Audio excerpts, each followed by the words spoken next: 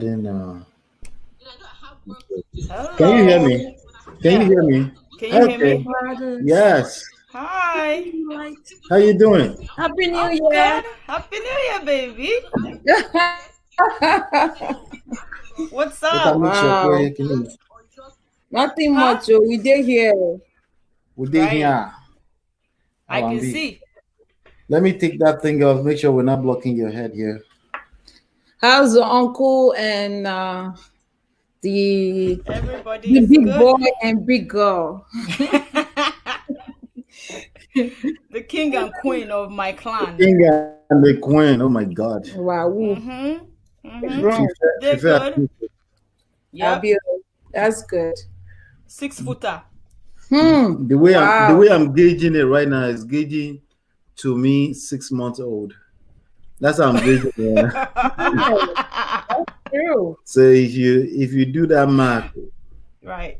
yeah, let me just make sure I remove this thing real quick and then we can get started. Oh All God. right. Big Yeah. boy Yeah. today. How are you though?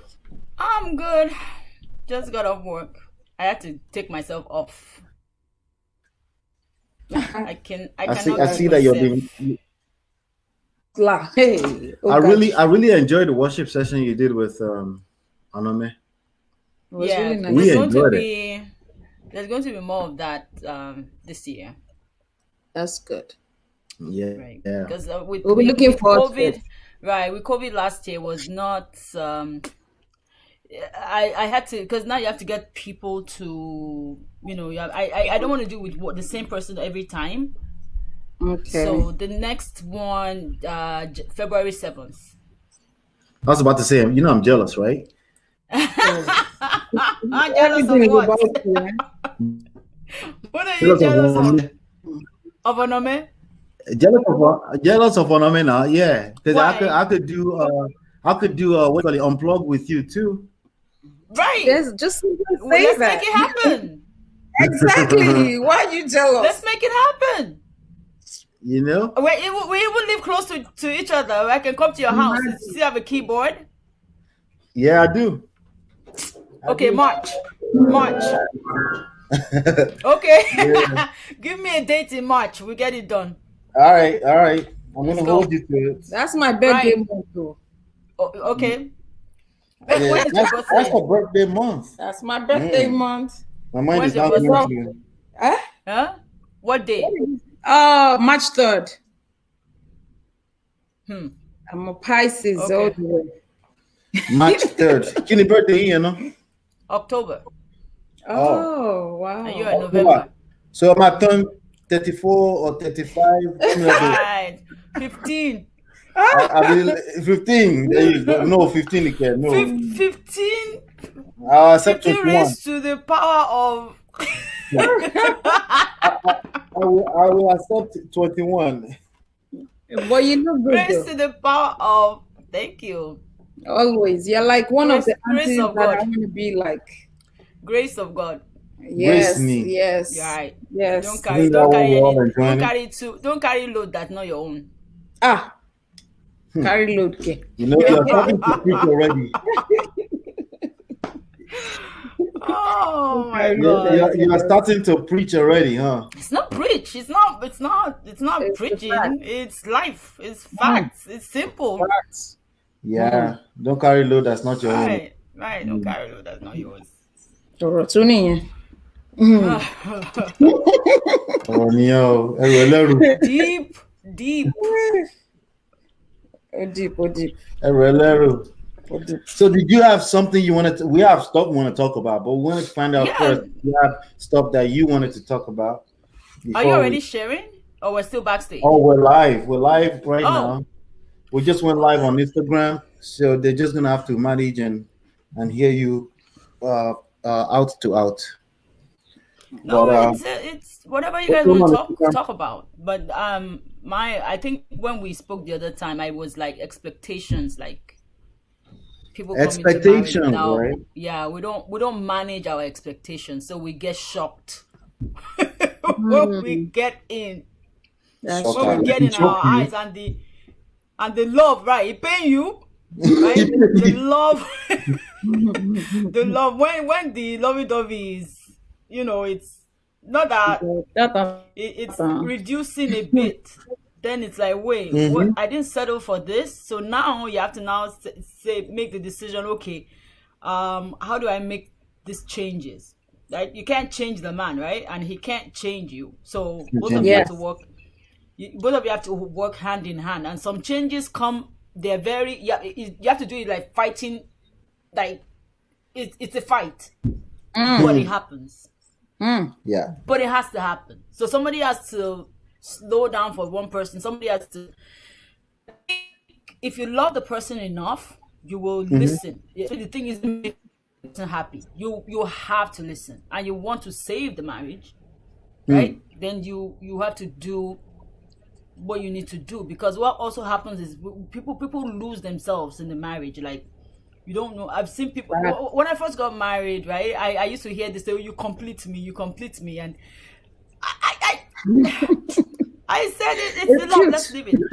But it's cute. But after being married for a while, I'm like, no. If you don't come in complete, listen, you're gonna have some expectations that it will shock you. You go shock you. You'll be shocked a lot. You'll be shocked a lot. The lingos are getting more and more every day. Everyone has a language that they use, another new terminology. It's not like you complete me. Like, I'm like, okay, what does that even mean? Like, let's sit cute. down and let's. It's cute, but in reality, it is cute. But in reality, it's a poem, which is good. But in reality, is that what really happens? Because here's the thing: you're not. You when you get married, you're finding yourself. Yes. You don't even discover yourself. Especially for some of us that married. I married at 25. He's 7 years older than me. So I didn't know that. Right. Interesting. Right? He's 7 years older than me, and so I wasn't even. I can't say that I was mature in the things of the world. Neither was I mature in the things of the Bible. So I have grown a lot. And sometimes I look back and I'm like, okay, there's certain things that if they were to happen today, would you take it? And I'm like, heck no. Yes. Because, and you're not necessarily saying you will exit. That's not what you're saying. No, but I will not. Like, as soon as I see it happening, I will nip it in the bud. Yes. Okay, But what we do is, let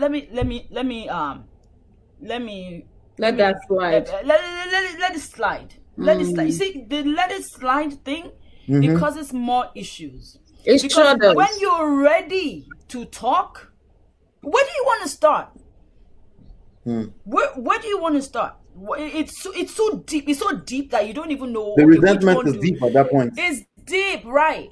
It's deep. So you get to the point where you're either going to let things go and then say, look, I'm not happy with this, and I don't want to live like this anymore. So let's start it. Yeah, let's start afresh. I mean, to your story, and your story gave me a lot of, because at the point I thought, okay, maybe I'm the only one who feels unhappy. Maybe I'm the only one who doesn't like, or maybe I'm overdoing it. Overthinking it. But when I heard your story, I'm like, see, you're not alone. And I think the other problem is we don't know who to talk to. Yes. Yeah. Because everybody you talk to basically tell you, and that's not enough. Exactly. That's not enough. Like, if it means that you go to counseling, then go to counseling. If it means that, look, I don't remember what happened one day, and I knew that if I didn't get up and leave, I was going to say something that I was horrible with. And I also knew that for me to make this change, I needed to not do it very angry. I needed to not do it in my angry state. So, from our house here, I walked all the way to that fire station. Oh wow! I think I even walked because I needed to. The thing had to dissipate. Like, it had to. Wow. It had to. Because the alternative of that is not good. It wasn't good. Yeah. It wasn't good. So I had to walk all the way. I think I crossed safe and I walked Wow. past They just walk high. I walked. I walked past, you know that the new what is it, 7-Eleven? No, the Quick check. quick check. I think I walked past it until Wow. I walked until my boiling point. I could see that, okay, you're cooling down, Mm. and then I walked back. Before we continue, let me do proper justice here. Pardon my, pardon my lack of what do you call it here. But I want to introduce you properly. So the person we're talking to, by the way, my name is Ola. Lola, if you're logging in and joining us, thank you as usual. This is the 18th episode of Marriage Wow. Issues. Yeah, and we have Sister Gladys with us. So I picked up this short bio from your YouTube channel. So make sure you follow our YouTube channel. You can literally search Worship with Gladys TV, and it comes up. Sister Gladys is a psalmist. I mean, singer. she's a faith she's a faith blogger and simply a lover of God. I believe she believes that the Christian experience is a daily walk with God. Nothing more, nothing less. Very simple. Very That sounds simple. so simple, like what marriage is supposed to It's be. not too. that deep. Simple, right? Yeah. That daily encounter is what prepares us to navigate through life. Thank you for coming on this journey with her. So this is so thank you, Sister Gladys, for coming on this journey with us too, because you know how people say therapy is necessary. Sister, my wife and I's therapy is this. Yep. Because once you engage in Yes. these types of conversation, it's almost impossible to go to certain low levels of Right. emotional intelligence. Right. Even though we're still human, we still get into arguments, we still have moments, Oh yeah. dramatically lower than it could possibly be Yeah. when you don't have that conversation ever. Right. It's a lot of people in relationships that don't have relationship related conversation. Right. I say relationship because I mean marriage, okay, paper. All right, I want more. The kids. The kids, right? Right. But there's something underlying in every marriage and relationship, and that's probably what we're going to talk about the most. Communication, right? Yeah.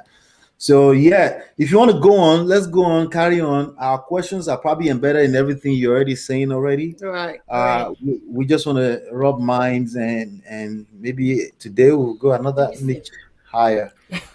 You know. All right. So hi guys.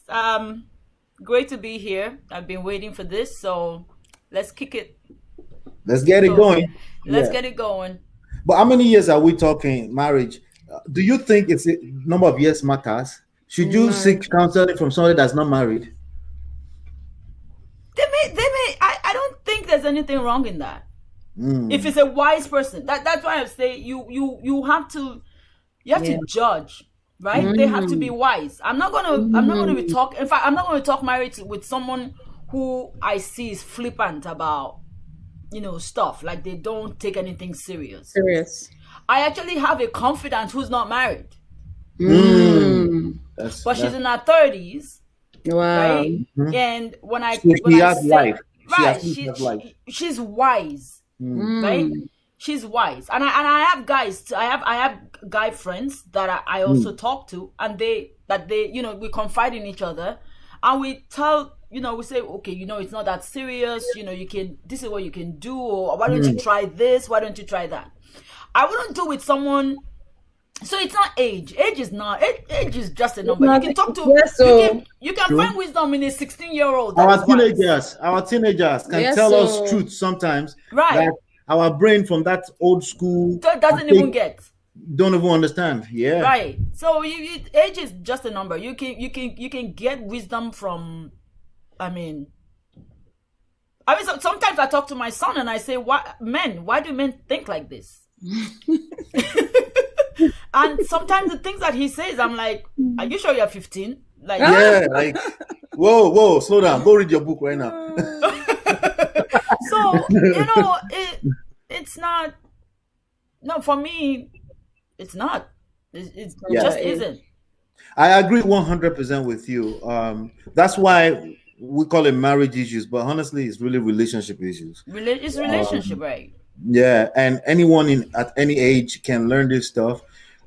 We've been having a lot of conversations on Clubhouse, which is the new social media app, and Right. I didn't the make my way up there yet.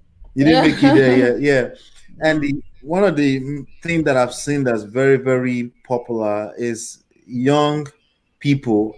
They do have very strong opinions sometimes that you could just like, okay, I'm gonna wait until you get there. Okay. You know, and it's framed as an opinion, so really they're Right. not asking questions, so you really shouldn't engage the conversation. But some of the topics we will bring up here today, one of the things that I've heard today, the conversation that's going on that I had to drop out of so that we can come and do this, is cheating forgivable?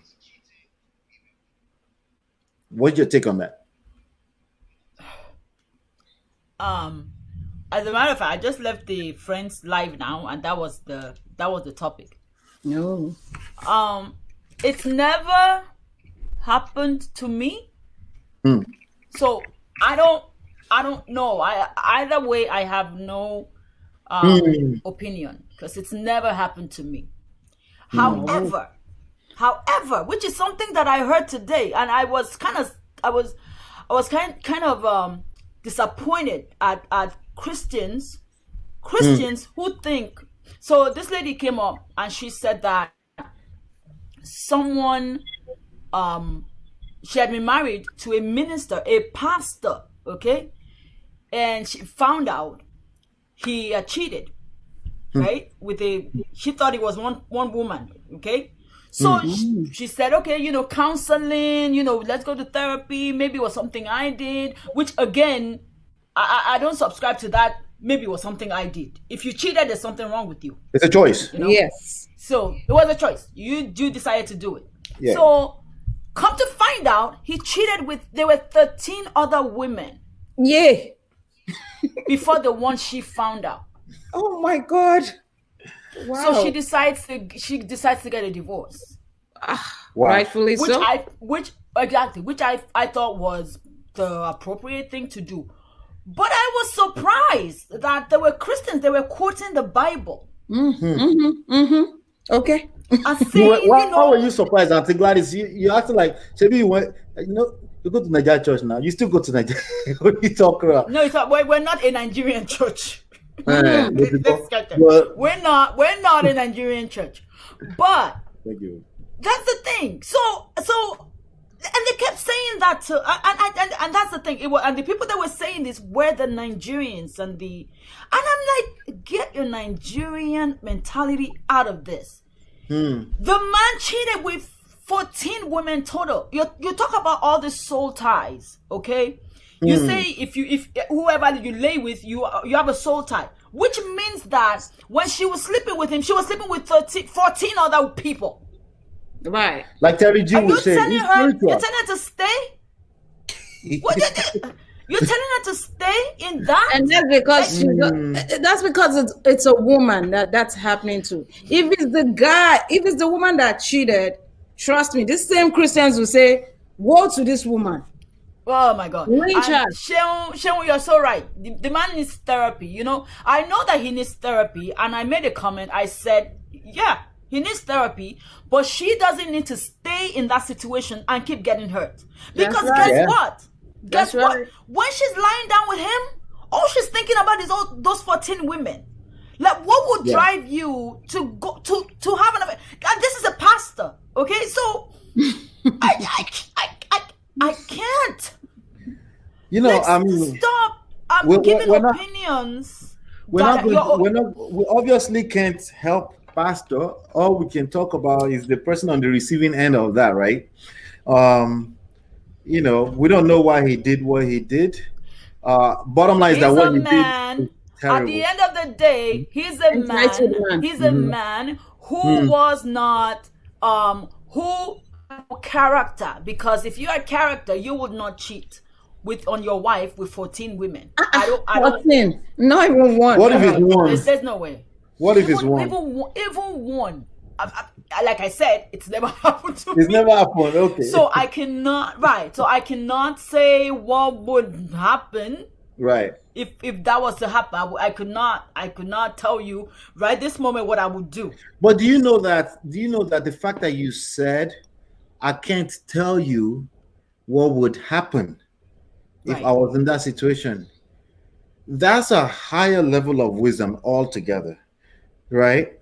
The problem, because you don't know. You just really don't know. Yes, you don't know. You don't know. You just don't know what easy. you would do in certain situations. You have no idea. Right. Zero. You have no idea what you would do. I don't care if you're a man. I don't care if you're a woman. You're a woman. You have no idea what you would do. Christian, non-Christian. Doesn't matter. It doesn't matter. What we know for a fact is that, yes, some people can't handle that. They may have to exit. We know that. I mean, for their health. Yeah, and for your mental health. But the key word there is some. You might need to exit. Even if you want to come back, take that time off. Yes. Exactly. And then the other key word is that some people will care about what people say. Most people care about what people and they say. will wallow in that shit for a lifetime. That's exactly stay there. Sorry, we're talking in front of and stay there. Cut it out. What did you say? Cut it out. Oh, okay. Listen, I'm not. Where were we? I lost my train of thought. No, I mean, you say you don't know what you would do. Yeah. They will stay. They will stay. People will stay, and they stay because, oh, what will someone say? Or, oh my God, I waited this long. I'm in my 30s. I'm in my late 30s. I waited this long to get married, and now, who would want me now?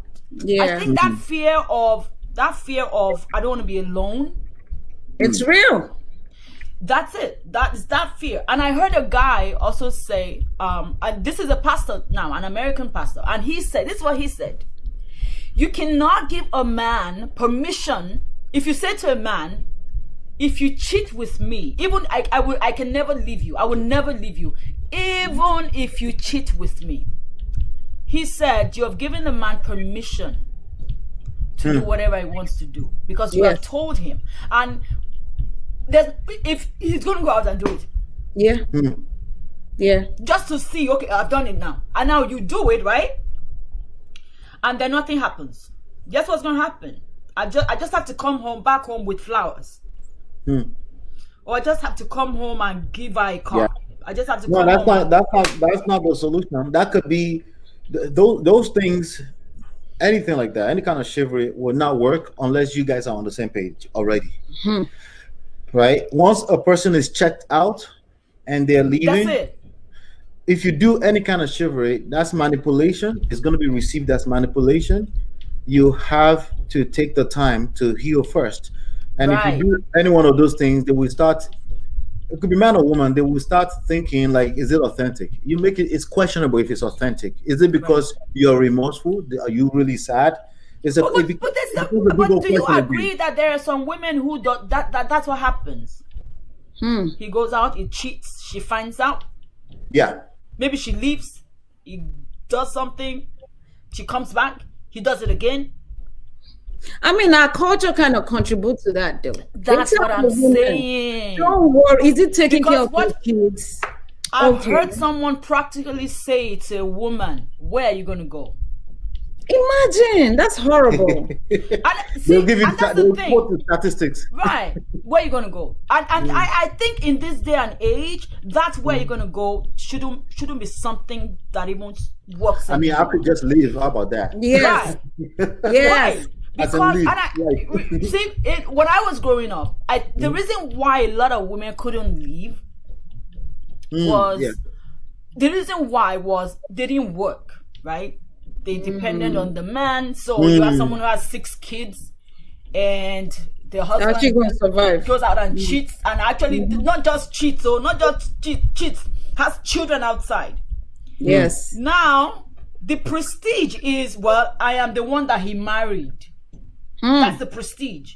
They can't go anywhere. So these are some of the rich ones. Now think about the middle class ones, or the ones that were the poor ones. They couldn't do anything. They had nowhere to go. Where are you going to take 6 children? Plus the men knew, so they used psychology and say, hey, you want to go. Okay, you want to go. There'll be no food for you and your children. You will go hungry. So they stay like that. So they stay in the marriage. They stay. So you see them. They're what's the word? They are celebrating 50 years of marriage. They're celebrating 60 years of marriage, and especially exactly. And then when the woman is going to give testimony, it's like, oh, this man showed me Pepe. Like, are you kidding me? What kind of testimony? What kind of testimony is that? Like, what kind of testimony is that? So, like, I think the culture just molded minds in such a way, women's minds in such a way that, oh, you don't go, or no, sorry, Gladys. DJ Dimes and everybody, you can meet us on Facebook or YouTube. You'll probably have a better experience. Just type in Lola and Ola on YouTube or Facebook. We should come right up. We're live right there right now. We have a whole party here. Some of those party right now, probably at least half of it, and Tishon brought them here. But thank you, DJ Dime and Sister Shell. Go ahead. Thank you. Right. So a lot of unhappy marriages. You see people, they can't laugh. They can't. They can't even. They say they love each other in a different way. I see a lot of couples and they don't have any affection. What kind of different way is it? Right. What kind of different way is that? I can't do it. Like I remember years ago, like my husband and I were very playful. Like it doesn't matter where we are. Right. We're very playful. Like so I had departments in church. I had like 5, I think. Well, I had the whole media, like video, sound, presentation, lights. I had all those guys. Okay, so when we have a group chat, and when we're talking, and I kind of say something in the chat, my husband goes, guys, come, So we're very playful with that. We play in front of our kids. We play in church. We play anywhere. Right? You have to be free, but there's so much rigidity. Like I can't. It's like leave a little. Yes, there's so many couples in church that you don't know they are married. If you don't know them, that they if you don't know, you don't know until they call their name. There was a day we were in the hallway and I walked by. And normally I could walk by and I just punch him. Right, I punch him, or he walks by and gives me a kick, like playful kick. And this guy was like, I think it was a lady. He's like, "Oh my God!" And my husband and I stood like, "Oh your God, what happened?" So he, but he suspected that she didn't know that we were married. So he pulled me up and gave me a kiss. I said, "Oh, you people are married, okay?" I've never. And then she had to say, "Oh, I've never seen people playful like that." I said, we're not playful outside. Where are we going to be playful? Exactly. And what are you teaching your kids? I mean, come on. Kids, they learn from us. What we do is what they learn everything. As a matter of fact, my husband was the one that showed my son when I'm trying to take, because everybody's taller than I am. When I'm trying to take something from the cabinet, I say, babe, babe, can you help me? He comes to the thing and he puts his elbow on my head, okay, and then he's grabbing the stuff, and my son does that now.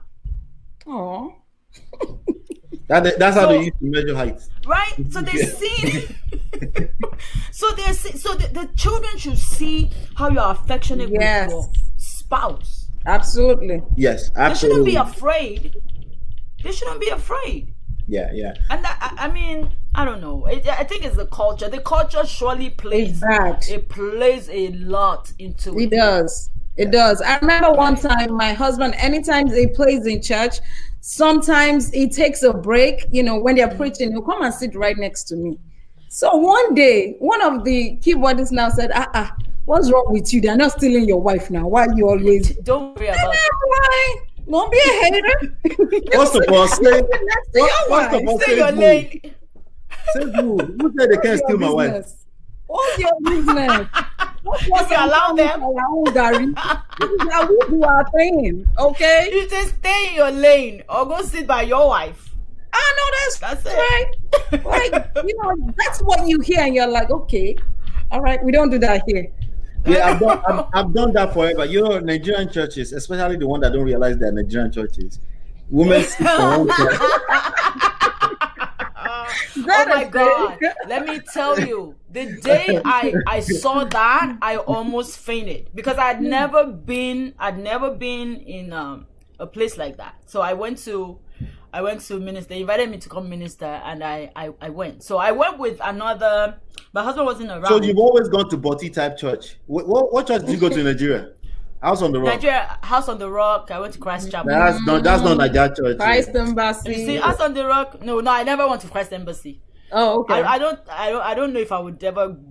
Anyway, let's forget that one. That's another story for another day. Maybe we'll get to it later today. With the 5G, no.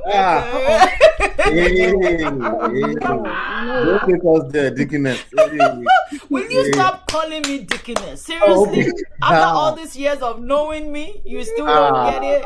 In fact, the other day, one of my quote unquote little sisters, she's now a Dickiness, and my wife was correcting me that no, it's Dickiness.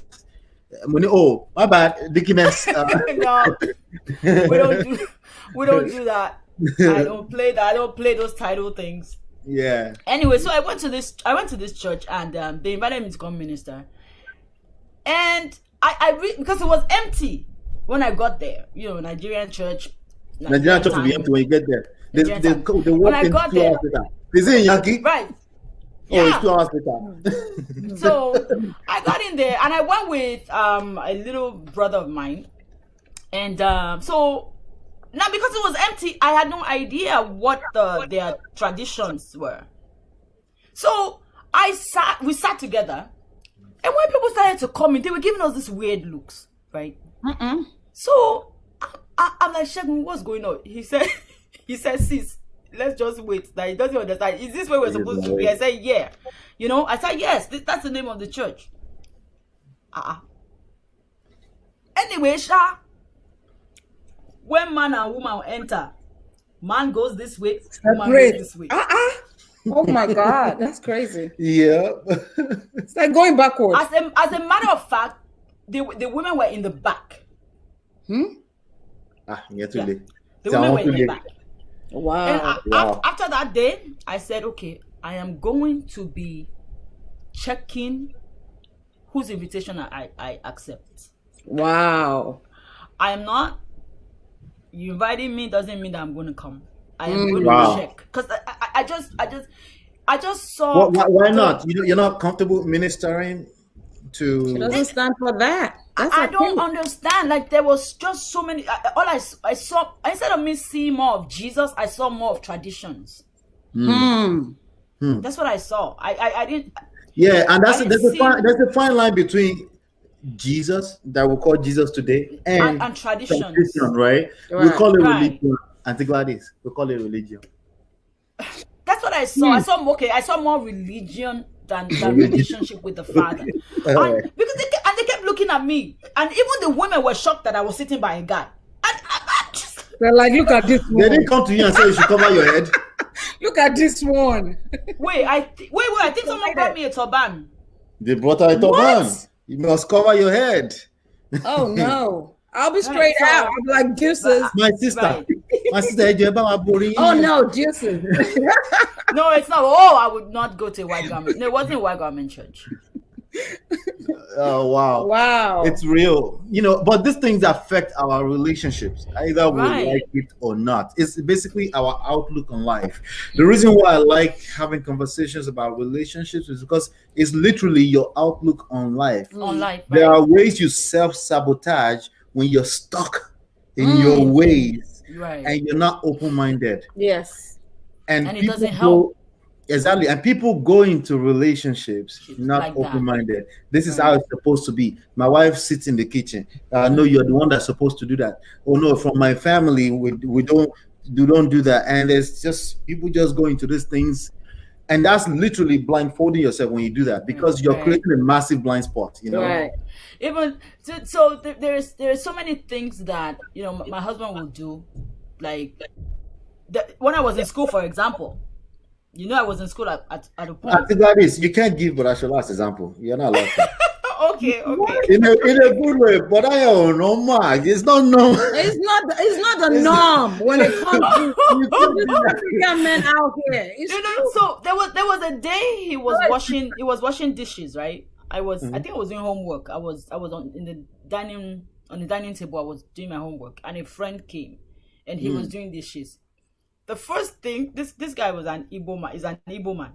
Oh, the God. first thing he said man. was, first it was speechless, right? First it was speechless, and then when he got himself, he said, Shola, my Jackie family, you. Meaning, don't let my family see what you just did. Yeah. Wow. Because they will call a family meeting. My husband was like, I'm helping her out. She has deadlines, right? And so he starts to tell her, she has deadlines, she has this, she has that, and I can't now be looking at my wife when I'm not doing anything. I'm not going to be watching TV while she's doing all this work, and then now she's going to. No, so we have to help each other. And the guy's like, yeah, I understand, but I do these things once in a while, but I won't do it when my family is around. And there's a magic that's about to happen when you hear those bots. It's like a big old bot. They tell you and it's like a big old bot that's coming, and it's about to negate everything that we just said. Right. Mm-hmm. I mean, I don't know. Again, it's your outlook on life, and it's not. But the thing also is, growing up, my father can't boil water. He was so spoiled. Not the top of egg. You will burn the water. Okay. He was so spoiled. I love my father. I mean, he's my man. Hero. That man is my everything. But he was spoiled. He was spoiled. It was the lie down in the living room, stay in the living room until the food is ready. When the food is ready, everybody call and come and get the food. And that's how he set it up too, a particular way. Exactly, and that's how he grew up. So I knew. Once I discovered, first I knew that I wasn't marrying a traditional man. I already saw that one during the dating season, right? I already saw it. First of all, I already knew I wasn't going to marry a traditional man because I am not cut from the traditional cloth. I knew I wasn't going to be a housewife. I knew I wasn't going to depend on a man to exist. I knew that. So even marriage wasn't in my. All my friends wanted to get married. I was the one that kept saying, "What is this marriage people are talking about? What is the big deal about marriage?" Right. Right. So. I think I was the first one that got married with all my talk of no, because good men can see it. We're not just gonna let you just that's a topic for another day. We're not just gonna let you say, "Oh, I'm still taking my time" and stuff like that. We're gonna show up and we're gonna show you that no, you don't need to wait any much longer. Right. I guess that's what happened in my case. Yeah. But I also knew from what I saw with the women around me, from what I knew, I'm not going to be a housewife. I'm not going to be, and I told him, I am not. If you're looking, if it's a housewife you're looking for, if it's the one that will come and born children and take care of children, that's not going to happen. So let's get that one out of the way. So that was one expectation that I managed. That was one expectation that I managed. I put it out. I like when you said, the way I always say that expectations are the devil. That's the way I say them. Right. But I like the way you said it, that is to be managed. We're humans. Obviously, we have expectations. But it's about managing it. Yeah. But let me tell you something that happened out of that, though. Yes. The good thing that happened out of that. One of the things I told him was, in fact, those two things I said, I'm not cut out to be a housewife, and it's because of this and this and this. I don't want to be like those women who wait for their husbands to come from work for them to be able to make decisions. I don't want, I will respect you, I will love you, but I need that freedom to be able to, if I wanted to go into business, I need that freedom. I don't want, and so we managed that. So the second thing that I said was, I want to go to school. Because I saw so many And I think that also stemmed from my grandfather, who I never met, and I'm glad I never met him, because if I met him, I probably would never. I would have hated him, because he did not allow my mom to go to school. Oh. He practically said, I am not training any girl. Right? So That's he denied horrible. he denied my mother an education. So it was something that was very, and when I met my husband, even America wasn't in the horizon. We didn't know we were gonna end up here. And one of the things I told him was, I want to go to school, because I saw the pain that my mom, with my mom, of I wish I had gone to school. I wish I had gone to school. So I would say, I told him, I said, I want to go to school. And he said, okay, anywhere you want to go to, any level you want to get to, right? You got my support. And that's why, as I went to school, I got a master's. After master's, I got an MBA. And he just said, you know what? You said you wanted to do this, so go ahead and do it. I want to push back. I want to push back on you a little bit, Auntie Gladys. Why? But Shola, it's personal. Don't tell me that it's just because you had this conversation that all of a sudden he became a Brother Shola today. It almost seems, I know him. His personality is already that way. It's not because of the conversation. Would you say it's because of the conversation in the beginning? No, well, okay. It's part of it. He's always been like that. Someone who wants to help, right? Okay. Someone who wants to help, someone who wants to. But then you also can't expect him to. I didn't expect him to. You can't read your mind, right? So you have to still say, this is what I want. Express yourself, right? Yeah, express yourself. Like, he knew that was something that I really wanted to, and I told him why. So him even championing it, like, okay, you want to go? Let's go. Let's go. Right? I remember being pregnant. I was almost 9 months pregnant with Nife, I think. And I remember, me and my big belly and him, we were going to King University. Oh, wow. Right? So I remember those days, and I just appreciate him more, because the support. He's a real man. Right. The support that I needed, he gave it without reservation. I mean, I remember days that some homework that I would bring home that I would not understand. I would just sit down in the dining and be crying, and he's like, "Hey, what kind of wala is this one?" I remember he'd be calling people. Like, I think there was a guy in my church, Ore. He called Ore one day and said, "Ore, where are you? Where are you?" Wow. I think it was during my MBA, and I had to break down some market thing. He said, "Ore, where are you?" Even Ore was scared. Which Ore? We need your help. Ore Faso. And he said, "Ore, my wife is actually crying." Ore was like, "What happened? Is there something?" He said, "There is a homework, and she has tried to figure it out. And me, I am a creative. I don't know what." Oh God! I don't know anything about all this banking.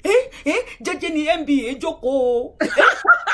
MBA didn't call my wife. Oh, see what happened. Ore had to come from New York. Wow. After work, Ore drove all the way here. There's a question for you on the screen, Auntie Gladys. What? Who is this? This person looks like this person knows me. This is Femi DJ Dime. I feel like this person knows me. How do you know I have a book cabinet in my house? It's right behind you now, Auntie Gladys. Oh. That is funny. Oh my God! Right. So it's just down. Jessica. I've already in this 2020. Come on now. I'm all about business now. So what I'm reading is business books. Business books. Can you imagine? Oh God. Oh my God. So definitely, if you have any questions pertaining to marriage, relationships, and stuff like that, this is this is a good time to ask. Even if it's not a question about yourself, let's just rub minds together. Let's discuss, especially if you're watching us on Facebook. By the way, Mrs. Olubena, thank you for stopping by, ma. Share. Just click the share button. Let everybody else know that we're hanging out here, because we're going to be talking about all this stuff. You have questions for Auntie Gladys, right?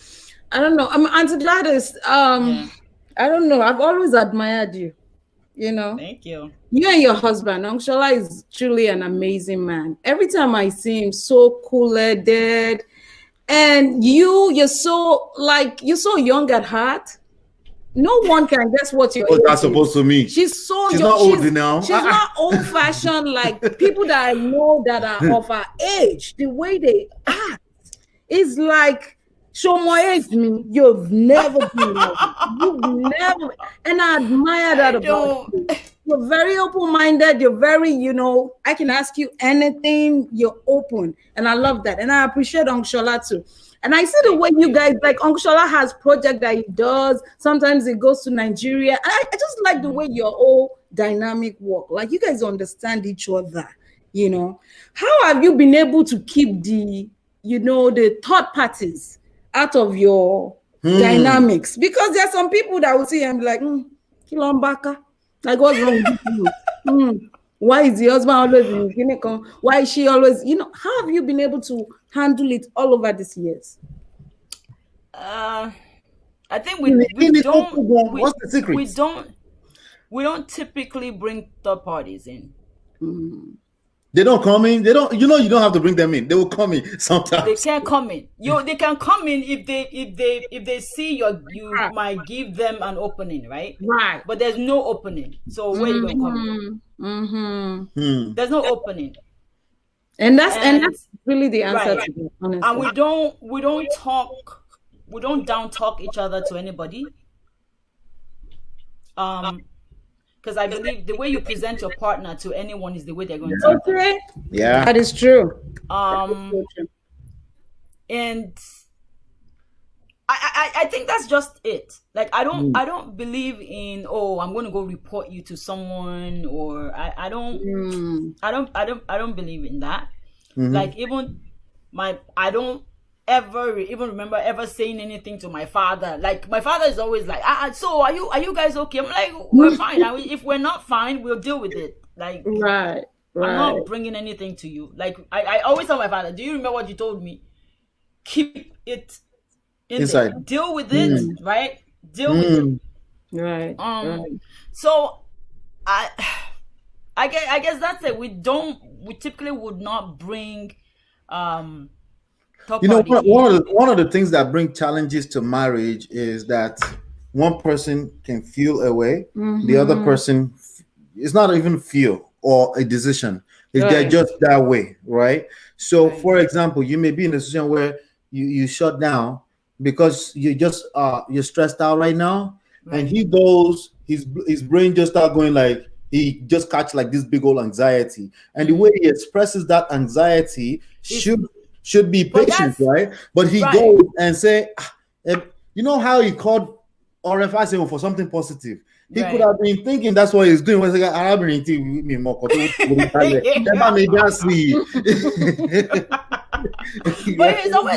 he's always been one that's always been supportive, right? I mean, I'm not saying that there are no issues. I'm not saying that we never have issues, because trust me, we do. There's no marriage that does not have issues, right? And there are phases in marriage where you're crazy about each other, and then there are other phases where you want to kill, like you can't stand your partner. Oh my God! You're counting 1, 2, 3, 4, 5, 6. Because if I count to 10, like maybe if I count to 100. Sometimes I don't even want to be around you right now. Right? And in another minute, it's like, my God, I don't want to go anywhere. I just want to stay with this guy. I just want to, let's talk. Right? Yeah, I'm not going to let you pass with all this lovey-dovey talking. There are issues. There are issues. Okay, let's talk about. I want you to first of all answer this question on this screen right now from Sister Sheon Obajolu. How long have you been who is married? also an influencer. By the way, we have to schedule another one with you, Sister Sheon.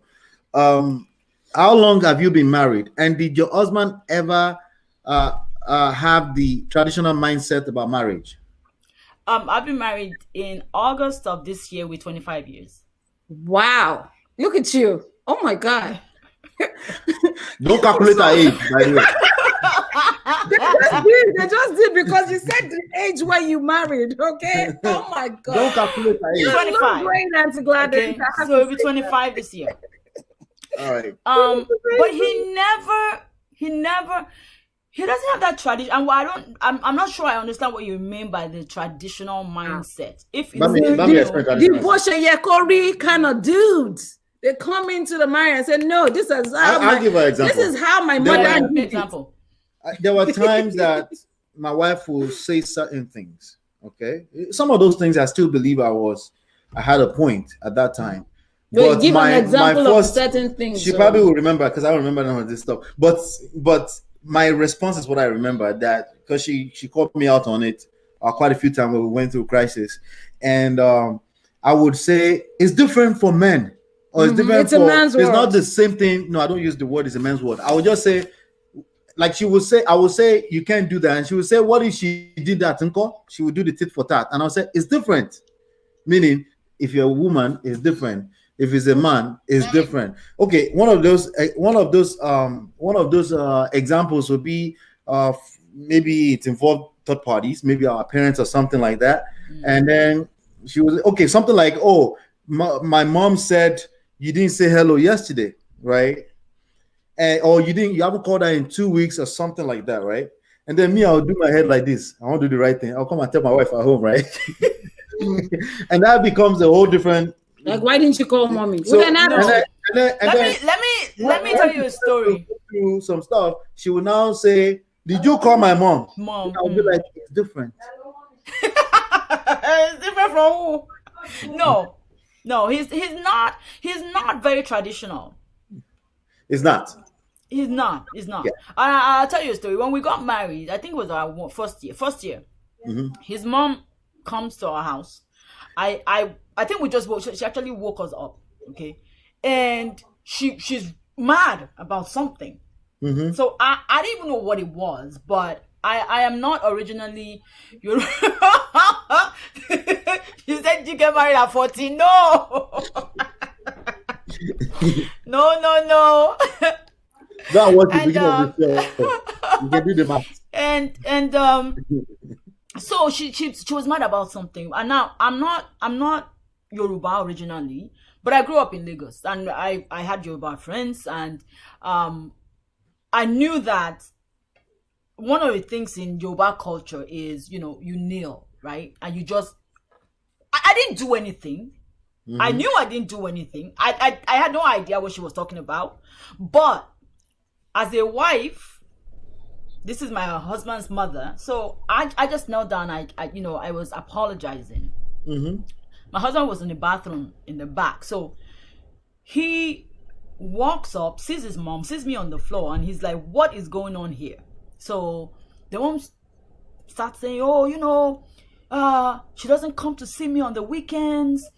My friends' daughters-in-law, they're all there. They all come to they all go see their mothers-in-law, and you never come, and blah blah blah. Now I was working on the island, and if you know Nigeria, on the island, like during the week, you're not getting home.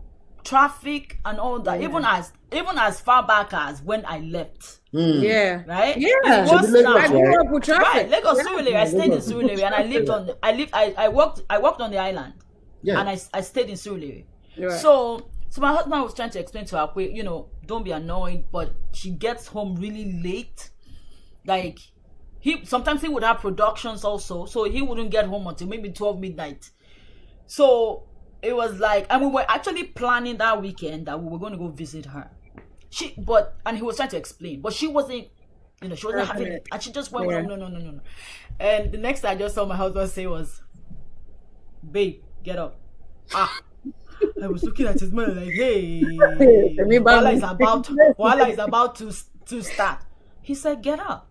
Before he even said that, he said, okay, he apologized to her. He said, she's not that she's not doing it. Intentionally. For anything, right? Intentionally, but by the time she gets home, she's supposed to come to buy. Even when she's coming from work, she's supposed to come and she can cook for me. If she spends all her energy cooking for you, when she gets home, what will happen to me? Like, she married to you or married to me, right? And so my husband was trying to make the joke and soften her, but she was. So after about 30 minutes on the floor, my husband said, "Get up." I was using my eye like, don't put me in trouble. She's somewhere. Right. I was using my eye like, don't put me in trouble. This is my first year. If I went even up to a year in marriage, like, wow.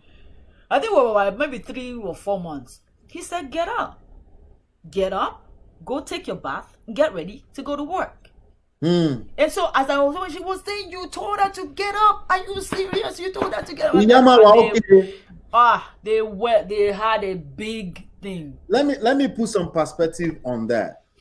This is where we're coming from as men, and I think we all should try to understand a cultural traditional men, right? In order, because if you don't understand that, you can't have a proper frame of reference to what is better, right? When we also have this fear, and yes, a lot of people will not admit that they have that fear. There is that fear that I don't want this drama or like that same fear you had, which is right? He also has that fear. And the truth of the matter is that this issue will not transcend much more beyond this moment if you don't make it more of a big deal than it is. It's not really that's true, but because it never happened after that. It never came up because they respect.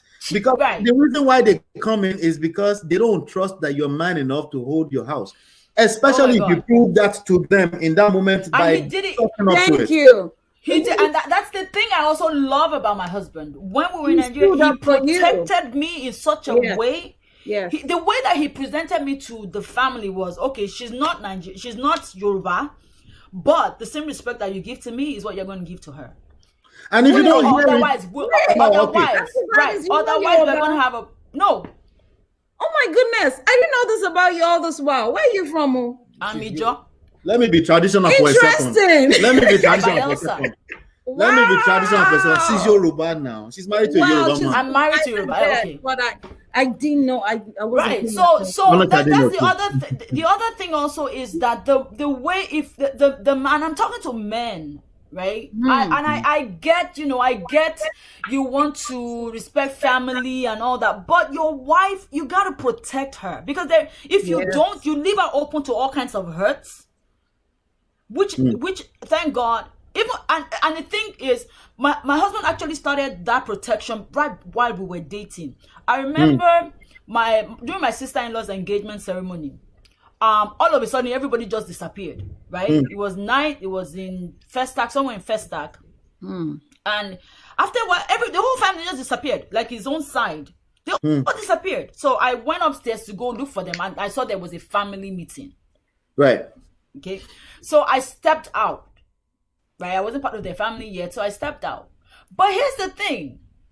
He told me later on what happened. Him and my sister-in-law actually were telling me that there was an older auntie, and she because he had introduced me to some of the wives, right? Some of the other uncles' wives, and they had all accepted me. I mean, everybody. In fact, that day, I had a manicure, a pedicure, painted my hair. Once they knew who I was. And so, but this old auntie had gone to all the elderly men in the family that I had been introduced to, not knowing that I'd been introduced to them already. And she said, you cannot allow him to marry this girl. She is Igbo. And if he has... Oh, by the way, she meant it when she called... You're supposed to be Ijo, right? Which you could come from Ondo State, by the way, as an Ijo woman. Right. Are you from Ondo State? Not Ondo State, right? No. I'm by your side of Delta. No, there are Delta people in Ondo State. But she meant it. Like, she's that ignorant, by the way. That's serious. When she called you Igbo. Right. She's just that Igbo. ignorant. Yeah, she said she's Igbo. And if you allow him as the first grandson to marry an Igbo woman, they will continue. Then what are you telling the the other boys to do? You are opening the door for them to bring in women from other places. And his uncles were telling her, look, we like this girl. In fact, we don't just like her, we love her. We have seen her character. There's nothing wrong with him marrying someone from another place. So why are you? And my goodness, my sister-in-law was telling me this story. She said my husband spoke all the English that she had never heard that day. Like, who are you? Like, I'm just meeting you for the first time. Like, what's your own? I'm meeting you for the first time, and you're going to tell me who to marry? Right. And he said in front of everybody, they said, you know what? I didn't even ask her to marry me yet. But because you pulled this, I'm going to marry that girl. It's deep. The problem is deep. It's deeper than it's deeper than that. It's deep. That's rooted. how we're actually raised, honestly. The solution is what we just, before we go to this next question on the screen, the solution is what we just said. Just understand that this auntie, Abi, this mommy, Abi, anybody, even your own kids, anything outside of the marriage will be okay. They'll be all right. Just understand that and protect your spouse. It go. I agree with Mrs. Owoyomi. Yes, it goes both ways. But when everything else fails, I prefer that a man leads. If your woman is in a space where she doesn't feel like she can protect you right now, you should lead. You should start giving that to her. Chances are you haven't done that enough. And if you do that, it's only natural for her with patience, with time, that she will start dancing. And I do it too.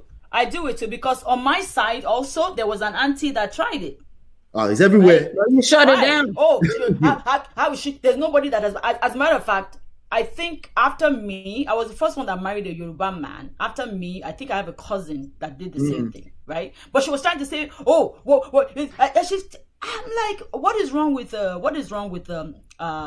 non-Ijo man? Like, what's wrong with a non-Ijo man?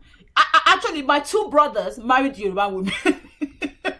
After that, what are we even talking about? My two brothers married Yoruba women. So now, and I remember another auntie saying, "What does it matter where he's from, as long as it's good to her?" Right? As long as it's good to her. So and then of course I protect him. And the other thing was, so they tried to test him. Like, he doesn't drink. He doesn't smoke. They drank and they smoke, and they said, "Oh, you have to treat us right. Yeah, you have to treat us. You have to." So guess what? He bought juice and he bought Coke. This is what I drink. let me say this everybody. You know, please don't attack aunties and our mothers. So you too will become aunties and mothers. So. No, you. I'm looking at the comment area. I'm looking at the comment area. Please, all of us is what I'm saying. Let's put things back in context. Where there's certain lessons that we want to extract out of this while we joke around and stuff like that, and that's the focus. But I'm just saying, all of the lesson in this particular conversation is protect your partner, protect your wife, and protect your husband. Period. That's it. Protect them, because otherwise you're just going to open up doors to all kinds of things. You open a crack, and anybody can say anything. And the other thing is also the relationship between your in-laws are very, very important. Like, my sister-in-law is like, she's only a year older than me, she's like my big, oh my God, like that the love is there.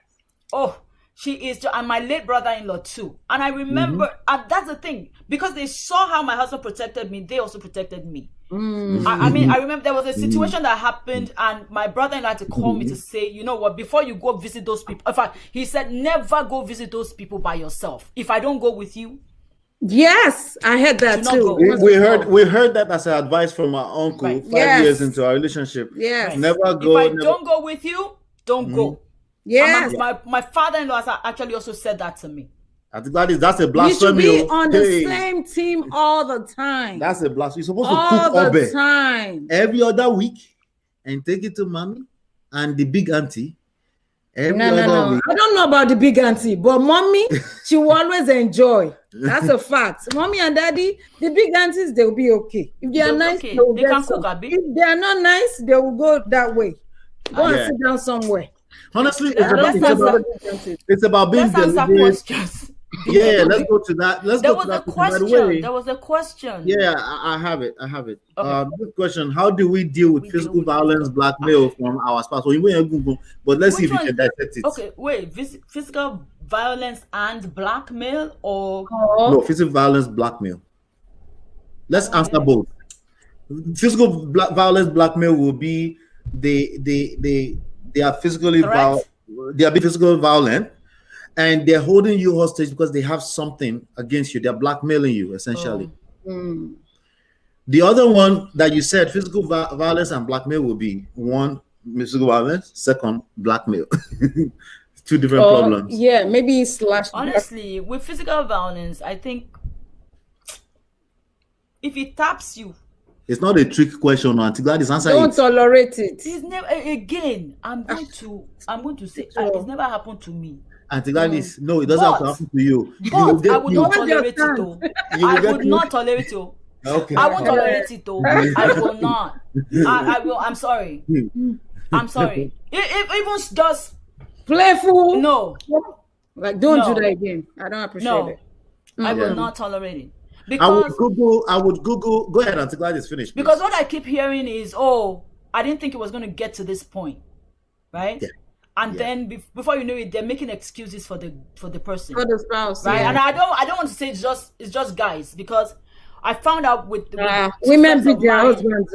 I found out with a friend of mine who had been married, and they got a divorce, and one of the reasons was the girl was physically violent. Yes, I know some. But you could never, never tell. You can never tell. So it's not just right. So it's not just the man. Yes. But even the woman, like, and then they say, she has anger issues. Man, you can be separated. Go and deal with your anger issues. But I would not tolerate physical violence. I do not. That's right. I don't like it. I don't like, especially the ones where you know that they're beating you every day, and you stay in there and you say they're going to change. They're never going to change. And then please, Christians who sit in there, please, your life is more important. Really, your life is. They say God don't like divorce. God don't like divorce. God don't like you dead either. That's true. Why we still make sure we're alive? God doesn't like you dead either. God doesn't want you dead either. Okay, all right. My God. The next actionable step to take for you, Noel Okio, the next actionable step to do is, I don't know where you are in the world, Google physical violence. A few 800 numbers will probably pop up. Call a few of them. Make sure you seek therapy. In the meanwhile, if you know that it's happened once, I don't care if somebody says it will never happen again. You're right, it's possible. What I'm saying is that exit first before we find out if it's not possible ever again, and then call that number. They have resources, even in Nigeria. I can do you one. There is one. If you Google Touch Link, it's an organization that I know. They deal with those. Man, woman, Touch Link.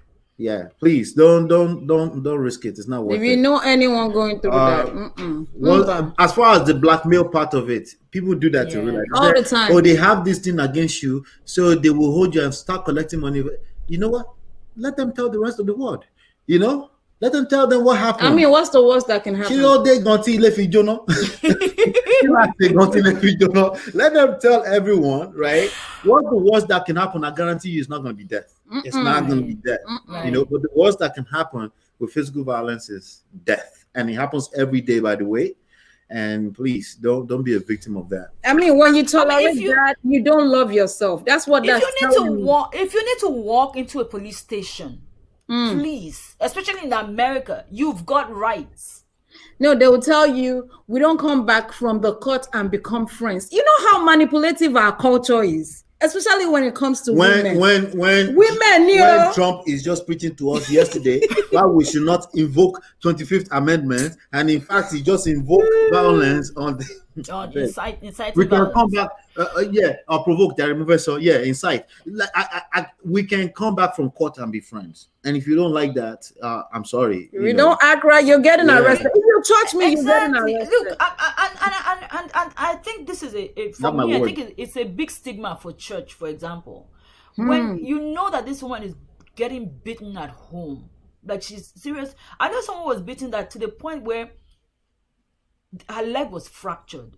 And when she finally had enough and she went to court and divorced this guy, there were people from church that were mocking her.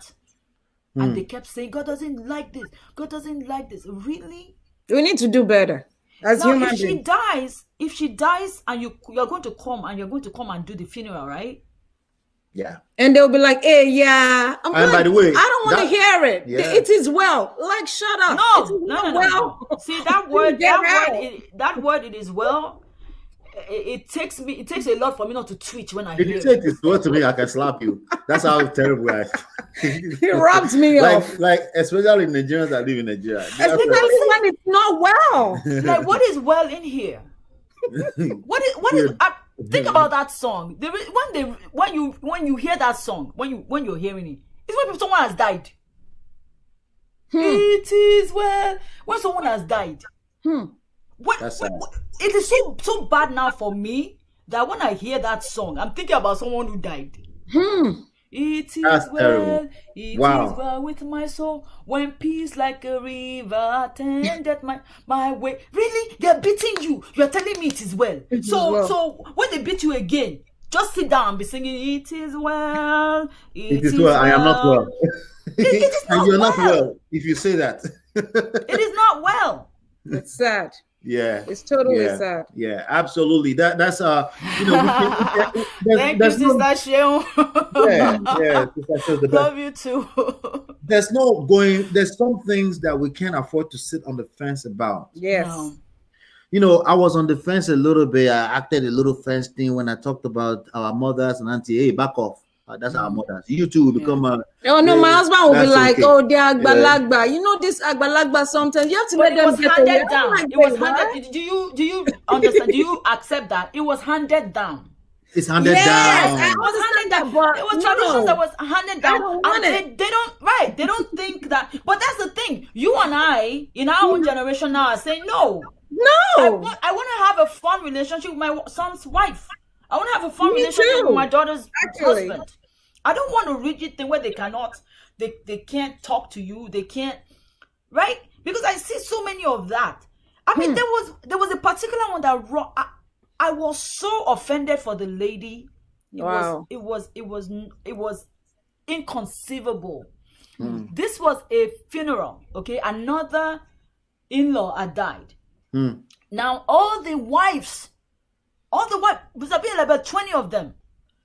And then there was the smallest wife, you know, I guess they do rank. The smallest wife was in the middle of a circle and she was kneeling down. She had apparently done something. And they all went in on this woman. Oh my God. About how know your rank. You are the smallest wife. So when this one does this to you, says this to you, and I'm like, know your rank. What are we talking about in this day and age? Oh Lord. When it's not as if we're in one palace and the Oloris are fighting. And Olori Kekere and Olori Agba. You're supposed to be educated women. Auntie Gladys, the wrong thing is serious. Yeah. Let me tell you how serious it is. If you marry the older brother, but they married you after, you are junior. If you marry the older brother and you're married after, those are traditions that. Wait, I'm telling you now, all you young ladies, those are traditions that. I know her for 25 years, and she married a unicorn. She sure married a unicorn. You did. The way you're going to handle this is not by go argue with aunties and our mothers. No. I mean, stay in your lane. Stay in your lane. Don't argue. Okay. I'll say let him handle it, and if it's not wise enough to handle it, be patient. Sometimes life has to teach these young men. Sometimes life has to teach them when he's about to lose his woman. Sometimes that's when they wake up. Oh, I've seen situations like that. And it kept going on and on and on. And she finally said, "If you don't handle it, I am going to leave." He thought she was joking, and she left. And he started calling all of us, "Where's my wife?" And my husband went off on him like he had never seen. Wow. There's a place for the mother. There's a place for the wife. Warning him, right? Yeah, there's a place for your mom. We're not saying don't. Your mom is your mom, but your wife is also your wife. Don't put. And I remember my husband saying, "Look, listen. I love my wife and I love my mother, but I will not put. Both of them cannot sweep. But she's not my wife, Kes. They don't have the same mother. my mother cannot be my wife, and my wife cannot be my mother. That's right. So you have to learn to put both of them in their lanes. And now when one person is trying to veer into the other person's lane, you got to call it out and say, let's back up and let's see what's going on here. But you have to do it lovingly. What happens is a lot of men don't know how to manage that, and that's what ends up with, I'm going to marry another wife for my son. I'm going to do this. I'm going to do that. That's what happens. And then it becomes, you're not protecting me with your parents, because you're letting them do whatever they want to me. I don't envy men who find themselves in that situation anyway. I do not, because it's not an easy thing. And I have seen marriages divorce. My husband versus my wife. No, this one. That's the. He won't come on social media. It's a behind the scene guy. It's a Nollywood guy too, by the way. It's a producer, director. He will not come on social media. That's something that the camera does to Varashola. I don't think he can. Maybe the next time I see him, I will drag him. Maybe that's what we'll do. He's gonna be like, I will blackmail him. He's gonna be talking without you showing his face. Yeah, he's the lagbaja. I will blackmail him next time I see him. Wow. Can you put tight spring on? He's saying, I am not married yet, but I'd like to move to a different town after marriage because my partner's stepmom has made. Yep. I've seen that happen. Yeah, that's a real problem. It happens. It's so common. It's so common. It's everywhere. Stepmom, right? Yeah. It's even stepmom. What if it was real mom? Now, wow, the entitlement is real. It's a territorial thing, but again, let me just stress this: that it's a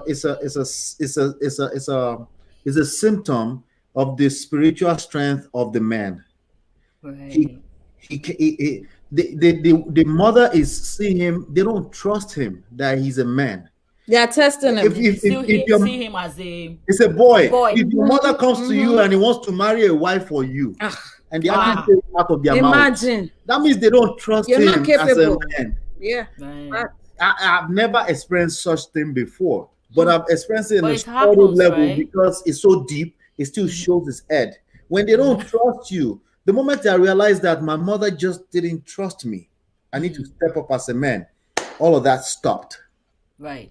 When they don't, it's not like they're doing it deliberately. They just don't. But it's just instinct, right? It's an instinct and thing. It has been done to them, so they do it down. Now it's our turn to make sure we don't do it to our own, our own Thank you, daughter-in-law. That's something I'm very particular about. Like I don't want to turn out like but you have to be deliberate, right? Deliberate, right? It's not easy. And that's why from now you have to be friends with your kids. Absolutely. You have to, right? You are your mother, so you draw the line, but then you also draw them. Make sure they are talking to you. Yes, right? Because you will become that. You will become that if you're not. The way you handle this is not by being defensive. Right. You don't say, "Hey, me, I don't want mother-in-law." You know what you're gonna get? Monster-in-law.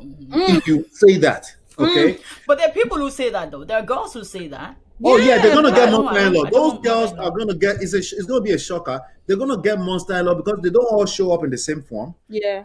Okay, you're gonna get monster-in-law when you say, "I don't want monster-in-law." What you do is you take ownership of that relationship, and the way you do that, you give into it with patience and understand that everyone will be all right. All right, last.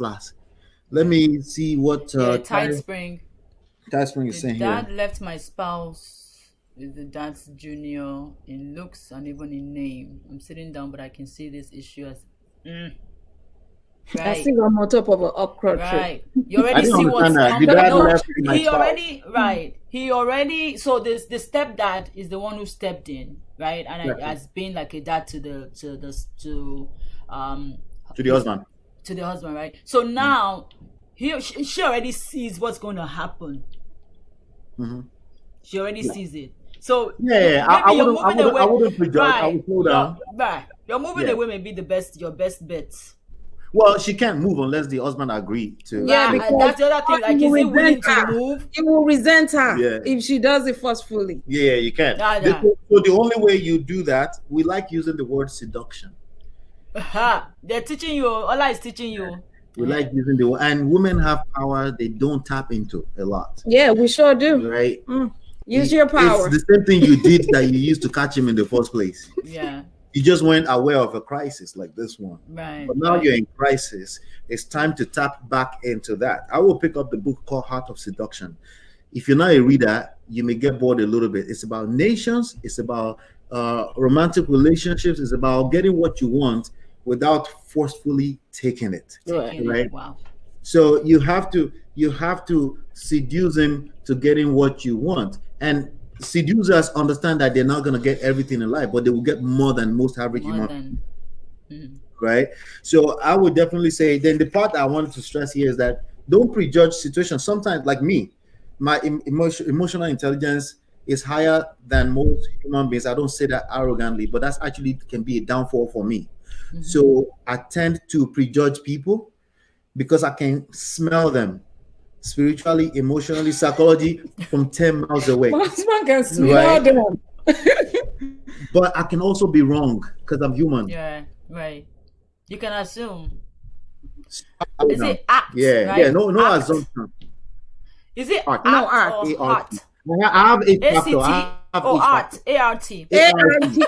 Yeah. It's H factor. It's my H factor. It's Art of seduction. Ondo State. You better not erase me. Sorry. Heart of Seduction by Robert Greene. It's a good book. Still read your Bible, please. But Listen, read your Bible, but the Bible is not the only. This will give you context. It's actually a lot of biblical principles, but it will give you context so that you can tap into today and not get stuck in 103 BC, right? Right. You know, that's a lot of problem that a lot of people have. They try to interpret the Bible literally, and then they get lost. And then they try to do that, and then they add to it. They also add it. Like, don't add and don't take away. Just take the Bible literally. If King James, and there are so many versions of the Bible, it's not only King James. Like, I can't read King James and understand. So I read other versions. I read Amplified. I read. So you can get ESV, context. right? Every day English, so I can get context. And and the only way that you can actually understand the Bible is that you have a relationship with God. Like, you have a relationship with the Holy Spirit, because the Holy Spirit is who breaks down the Bible and interpret for you to understand. Because a lot of time when you read the Bible, read it to get understanding. Don't read the problem. Let's be real. The problem I have with Holy Spirit is the same problem I have with it as well. There are people that will actually come at you and say, Holy Spirit interpret something to them. And I'm like, wait, what? Holy Spirit told you to do that? Okay, I can slap you too. So people are using it to manipulate. Right. And that's why I said, if you've been following me all of last year, the most popular thing I can say that I said is know God for yourself. Hallelujah.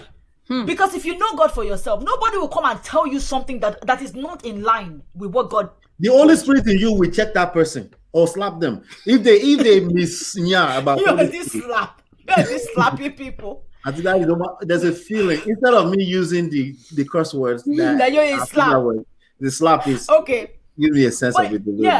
But here's the thing. So if you know God for yourself, then when somebody is telling you something that is contrary to what God is telling you, you will know, because you'll be checked in your spirit. And I keep telling people, the way that you know that this is God talking is that thing will sound familiar to you. It will be like a confirmation to you. Bridge. It will be like a confirmation to you. So when someone is like, all these things that people go, God told me to tell you, I just, Ojo Ade Adekola, that meme. What day? Exactly. Like, are you kidding me? Like, what? And I just say, when I don't want to be rude, I say, okay, I'll wait for the Holy Spirit to say it to me. That's right. Yeah. Because Yeah. if I have my own relationship with God, whatever you say is something you're confirming something God already told me.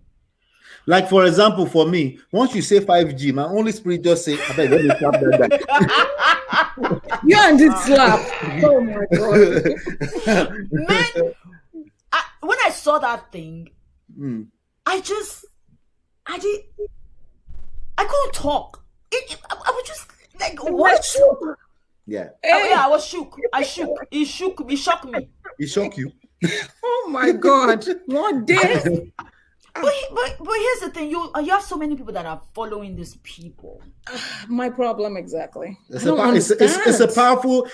When you read this book, right? Influence. The Heart of Seduction. When you read it, right, you will understand these things a little bit deeper, right? And by the way, the knowledge you're gonna get from the book can be used for evil. By the way, okay, this is human brain. Yeah, but don't use it for evil. Please don't use it for evil, but you will understand humans, how fickle we are, how small our brain is, the biological organ, and from an emotional, psychological, you will understand it, but you will not. It's powerful when you combine it with the Holy Spirit. It's powerful when you combine it with your relationship with God.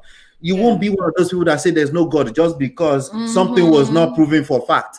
You won't be one of those. You will understand God more at a deeper level. Like, wow, we're just this small. You will have a different level of respect for God when you understand that all of us, are just this small. You will stop being in your emotions so much. Just because human being decided to be human. Now your heart is broken for the rest of your life. You will take control of your life a little bit better. A whole lifetime. Right. Very true. Very true. I have a question for you, Sister Gladys. Yeah. Did you hear about the story about the DNA palaver that happened this year? That started 2021 with a bang. Like, oh my God. We thought 2020. 2020 is just junior to 2021. I know. Less than 10 days. This year started with a bang. Okay. So this DNA situation that is going on right now is shaking Nigerian homes in Nigeria as we speak. Like, people actually believe that they are wives. So the question most of their kids are not theirs. So sorry to cut you off, babe. So the question is, do you think men should start doing DNA tests? Yes, sir. For their children. For their children. Listen, what this thing did, like you said, the ones who are innocent are going to get out of this. Yes. They're going to get punished. Yes. They're going to get out of this. Because the man that has been looking for an excuse before will now use this one. The unfortunate thing is, good marriages are now going to be destroyed. Only the one that are good people are going to be destroyed. There is their children, though, but the relationship will be destroyed. The relationship will be destroyed because now they have sowed whatever this thing has done. It has sowed distrust in so many homes. Maybe the man was already, suspecting. So now this gives them, okay, now I have a license to go and check. But even speaking at that, how can a woman know that this is not the father of her child and not say anything? I don't know the mental state of such a woman. Like, what do you say? I didn't follow the story, so I don't know. I don't know the full story. Is it the one where someone committed suicide? I think it's better that we keep it on surface because there's been a lot of follow-up stories after that, right? Okay. But what do you suspect about the state of the mind of a woman who will push children on her husband, another person's biological children on his man? What do you think is the state of that type of woman? The woman pushed another man's kid, biological children, on the husband. I just said it's a secret. Nobody has to ever know. What do you think is going on with the mind of such a woman? Why does she feel like it's okay? Because I don't. She's a narcissist. What is the word? Narcissistic person. She's an Olocious somebody. But people are actually saying that this trend is common. I feel like, I don't believe it. But I've seen it in movies. I have seen it in movies. Yes, I've seen it in movies. I've not seen it in. Well, you know what? I think I have a personal story. But in this case, the owner of the child showed up to collect his child. Oh, Jesus. How old is the child? That child has to be in his 20s now. How you collect a 20-year-old? No. Back then, like. Oh, okay. Maybe it was 2 or 3. He showed up. He wasn't in the country. He showed up and calculated, this has to be my child, went and took his child. Somebody said, do you agree with this person, Auntie Gladys? Somebody said the shaking it has caused will also prove the love and trust people claim to share. Like water. Love always finds its hold.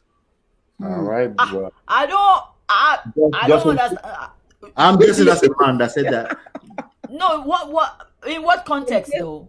So the guy finds out that you've been married to this woman. Let's say the child is 15, right? And you've been thinking that the child is yours. And then all of a sudden now DNA says the child is not yours. Then you're saying the love. No, let's even say the DNA say is yours. He's claiming that love and trust will now come into the. It will now prove into the equation. After finding out the child is not yours. That is yours. Let's even say best case scenario, right? Let's after the DNA. Best case scenario. After the DNA test is proven, you went to your wife. I want to do DNA test. Best case scenario is that they're your children. He's claiming that would not prove. I don't think so. Trust. No. What love and trust? It will be easy after that. What love and trust? The best case scenario. First of all, did she give you any reason to doubt that those are your children in the first place? No, it's because in the news, this is what they've been saying. Because in the news, at least my wife, now it's in all this news that we should check. Now, we should just check and make sure, just to confirm that you truly love me. Confirm what? That they didn't give you somebody else's child in the hospital? Because I don't understand. Just to confirm that I didn't cheat. Come on now. Okay, what happens if you now find out that the woman didn't cheat, right? But they gave you somebody else's child? What happens then? That's why I said once you ask for DNA test from your wife, your best case scenario it's a kind of is destruction. Your marriage is destroyed. The fact that you even asked is destroyed. Unless the woman has been cheating and there's no trust between two of you. So that's even the worst case scenario already. We already know that, Abby. No. It starts with you asking for the DNA test. It's a kind of worms. Right? It's a kind of worms. Because there's no coming back. Think about the blowout. You ask for DNA. Family finds out you ask for DNA. Already, people that are suspecting your wife. Hey, I said it. I said that child doesn't even look like you. Look, you are black. The child is yellow. It's light. Listen, Ty Spring said, yes, DNA test should be compulsory at birth. If a man fails to give his DNA sample for testing, he should be presumed to be the dad after 3 years. I mean, that's cute. I don't know about that. Where? In Nigeria or where? It's betrayal. Like the fact but is that in Nigeria or here that you're going to do? Ty Spring, enlighten us. DNA test. Where are you? I know DNA that in the test US, should be, I don't know. Even if that's your child or not your child, you've been taking care of that child. That child is yours. It doesn't matter. I mean, maybe she can, or he or she can enlighten us on for what purpose. Why do you want DNA Why would you want a DNA test to be We're done? talking about a man. Specifically, this contest is that there's news breaking out everywhere. So a man goes to his wife and say, "Babe, I need let's a do DNA DNA test of the children." If it's done at birth, that doesn't create question. We agree that the society agreed to that, right? Oh, UK, we agree that the society agreed to that, right? Then it's a law now, right? Nobody bothers. But we're talking about in this society that we're still living right now, right? Tide Spring said, "I know men who secretly tested their children." Yeah. No, they exist. Yes, they exist. They do. So when did they find out that the child is not theirs? They'll be slapping the child. They will kill and stab the woman to death. Oh my God. Wow. It's like a crazy. There is no upside to this conversation. I think you're noticing that there is no upside to this conversation. By the way, if a man is already questioning the paternity of his child, of his children, it's already bad, even when it's inside of his head. It's already bad, and nothing good is ever going to come out of that. The fact that he doesn't trust his situation. He's going to be showing up with that insecurity in different forms that you don't even know what is like. He's not going to use his words. He's going to be expressing this in ways that's just going to be a toxic relationship. Every time you go out to the corner store, I be to lossy target to why you see shoe store. His heart will be here. His heart will be here. It will be monitoring you. By the way, most women will stop by at another store when they go to Target. Look, I'm guilty of that. I be shopping, I walk around. I'm one store. Are you kidding? I go everywhere. There's the Target here. There's Marshall here. How can I go to Target and not go to Marshall? Come on now. It's just for 5 minutes, and I might end up being there for 30 minutes. You know, it's just a woman's I might bring in 3 things instead of 1, but you know. So every time that happens, it's supposed to be 10 minutes that she says she will be in. She's cheating already with another man. And then when you came, he actually didn't tell you that. Why did you take so long? His just attitude has changed. The energy in the house has changed. And you don't even know what's going on for the next 3 days. And the reason was because I was watching news yesterday, even though this story may not be true, like Auntie Funke said. But now the anxiety is real, even though the story may not be true. And that's the part I'm saying. It might not be. We don't know the story from this. I'm not even excusing this woman. Well, we don't know the full story. But now some people will be suffering because of this story right now. They're getting slapped in the house. I guess, again, unless the man already suspects the woman, why would you want to do DNA? It makes no sense. You can do DNA for the fun of it. Okay, so many marriages that will be. Just what you said, I said that in response to discussion about what it would do to. Yeah, I know what you said before. You know that the context that you said was pretty clear to me. If I give birth, I would do my DNA. Sure. Do DNA. Why? Why? No, I want to know why. Watch me, Auntie Gladys, look at me. Do DNA. Man, that's they don't use your head for life. They no push you into depression. Okay, wait. But tight spring. You're saying DNA would be because there is a spiritual link between biological parents and their children. Everyone deserves to know their roots. It will prevent confusion for the child. I don't know if I agree with that. Can I tell you a story? Because we're talking about DNA right now, right? So it was even mommy that told me this story, your mom, when I went to visit her earlier. Oh, she did. Mommy told me that there's this man, old man, maybe in his 80s, married a 25-year-old woman. Now he has a son that is like 30. The 25-year-old wife is always bothering the man's son. I like you, you know. They started doing things. She got pregnant. The kid came out. Now they don't know who is the... He knows that it is... No. Okay, so this boy has a gap tooth. And he got it from his mother's family. Okay. His baby came out with a gap tooth. His father has no gap tooth. So it's not like, should I confess to my papa? Say, nah, my pikin be this. I'm like, why would you want to kill this man? This man that is 80 years old. I don't, just let the man be.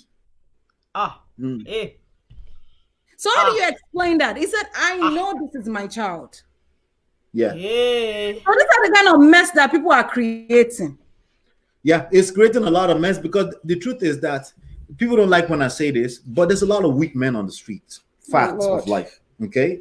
So when I say weak, you didn't make them weak. They're just weak. They haven't experienced enough life. Some of them will never experience that much life. Some of them are just going to be stubborn, right? And they truly believe that they get to control the narrative of life. None of us get to control nothing. What we do when we wake up every day is that something woke us up. We didn't wake ourselves up. That's right. It's good. Right? There are people that sleep that don't wake up. Let's start with that. Right. You go out on the street, you're driving. Yes, you're so good at driving. That's what they're trying to do when they do DNA test. Some idiot, right? You don't know who is going to cross the red light. Right. But you are just going there every day. You're trusting the streets. You are assuming that, whereas people are mad. Right? So you bring the same thing into your relationship. You just want to monitor her. Make sure that, listen, what's the worst that can happen? when I don't monitor her. She's gonna be a home person and do something stupid. She did something stupid. I didn't do something. Not you, right? And you're not responsible for her doing What anything. kind of life are you living when you just want to watch every little thing and make sure you're missing out on life already? Right. Life is beautiful. Relationships are beautiful until you try to be God inside of that relationship. And you want to monitor. That's the problem. Everything. Oh, your baby don't look like you. Look like half caste. Okay. Okay. So what is Baba 80 doing marrying 25-year-old? Well, that's the problem with these things. And you're going to keep up.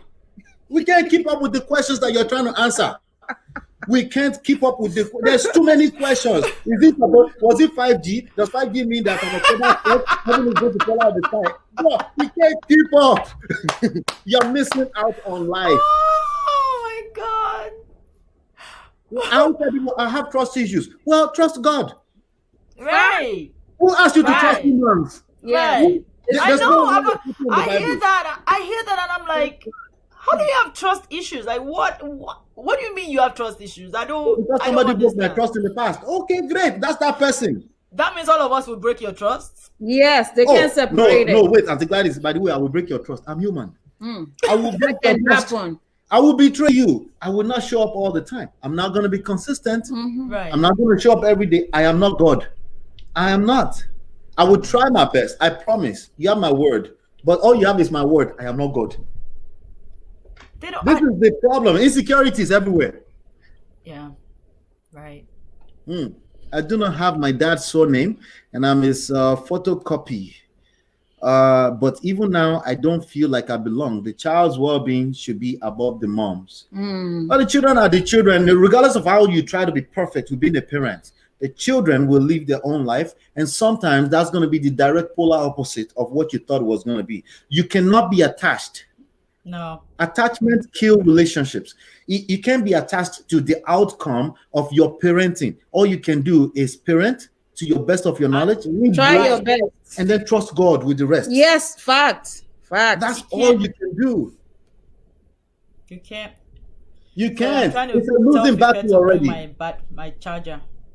Oh, okay. Your phone is about to die? Phone? No, my laptop. Oh, laptop. Okay, yeah.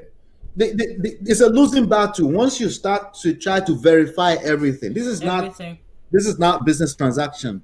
If it's business transaction, please, by all means, trust and verify. But when we're talking about personal people, relationship to people, interpersonal relationships, you can't afford to start asking certain types of questions. All you want to do is choose the people you choose to be in relationship with and give into it. When you get into a place where you're human and you feel like this person has betrayed me, I don't want to be with them again, you have the power of choice. Yes. To say, I don't want to be in a relationship with this person. By the way, that could be your mother. You could say, this woman is toxic. I don't want her in my life. Right? Hopefully, that's people do that. People do that. They do it.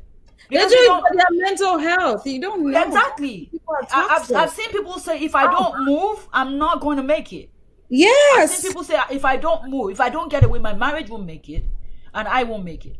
So I need to move. And once they move, I'm telling you, even in this America, I know people who their parents are here in New Jersey and they move far away. I mean, I'm saying far away that you can't, if you say you want to take bus, and you say you want to take plane, you have to do stopover somewhere. Trips. And then so it's hard for them for the mother to just say, oh, I want to go and greet them. So you do what you need to do to maintain your sanity. Your sanity. Yeah. When you get married, that person that you're married to becomes your priority. I'm not saying that every becomes your priority. I'm not saying that you don't not care about anybody else, but they become priority. Everybody has their lane. Even your children have their lane. Even your children have their lane. My husband is always singing. My husband is always singing to my children. Your mother is number one. Okay. People came after. Okay. Right? You know how long I've been saying that?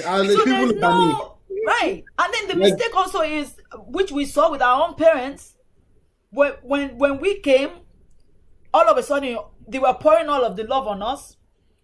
but I'm not going to say maybe love. I'm going to say pour all the attention on us. And then Attention. by the time we all got married and left, They pour now their they have nothing. insecurity on you too. They have They nothing. pour all the demons that they bring since Thank you. 1903. Then they have nothing to talk about anymore. No, they've grown apart. Right. So now they're learning. They're learning to Wow. talk. They're learning now. They're learning, right? They're learning. And Wow. I know that happened with my parents.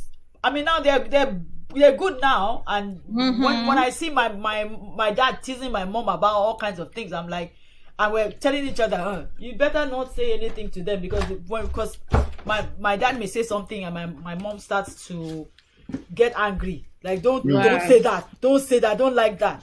And it's like, can you plug it for me? And it's like, just leave them, right? Don't even. So that's a mistake that I know for our generation. I'm always saying we don't want to make that mistake. The children are the children, but your husband and your wife, that's who. Because the relationship that you have now, that's the thing that's going to sustain you when they are gone. No? Yes, so And they will be When they gone. leave 18 home, years. when they leave home, that is what's going to sustain you. Yep, they'll be gone. I can't wait. Right. Because we just be running around buck naked in this house. You guys that got a you long don't way have to your go. in-law living with you though. If you In-laws. have your mom or your dad Go do or something. my mom, there are people that have that situation. They've never had True. time with each No, I other. was just kidding anyway. They don't have time with each other because they always have one mom in the house. You don't have time to be naked in your own house. Like, how crazy is that? I don't know. Let me nitpick. Tide Spring, please don't take an offense. Let me nitpick this apart, right, real quick, right? The reason why it's very important, our words are very, very important. Our words and how we use our words are very, very important. You have a duty to forgive yourself. I have a duty to forgive myself first. Making it a duty that you forgive your loved ones. If you go into psychological sessions, they will call that manipulation very quickly. You know why? Because people have seasons, right? And their seasons and their timing on when they want to forgive, it's not measured in seconds because we're all built differently, right? So if you go there with this thing of you have a duty and it's just not enough for you, what you're going to do is create more resentment. Now it's going to take them even longer to forgive because we do that a lot in our tradition too, right? Where we shuffle it down, forgive. And the truth is that People will say, A person that is hurt but I can't forget. cannot. Right. A person that is hurt cannot forgive. Let's just say, let's be real. A person that is hurt cannot forgive. you just gotta wait. You gotta give them patience when they're in that space. Right? Our parents' generation don't get that. Did you read the book and then you show more books? No, their thing is, I have begged. If I have begged. What do you want We me like to do? it. We like it, and Gladys. Don't mind a It looks lot. beautiful. I'm just kidding. You look like a YouTuber now. For real. It's nice. I have begged, right? I have begged. So if you don't want to take sorry, I don't know what else to do. But you're not putting attention to the fact that you hurt that one, right? Like you genuinely hurt the woman. So apologize and give her time to Give her time. But no, they must show it. You must forgive. The Bible says forgive. The Bible says forgive. Oh, the one I don't like is the Bible says, "Do not let the sun go down on your anger." Like, really? Oh my God! Really? You just pissed me off. Now it's gonna take longer. We gotta understand this thing psychologically. Okay. But again, it's handed down. It's handed down. Yes. Yes. And I agree 100% that forgiveness is for you and you should do it.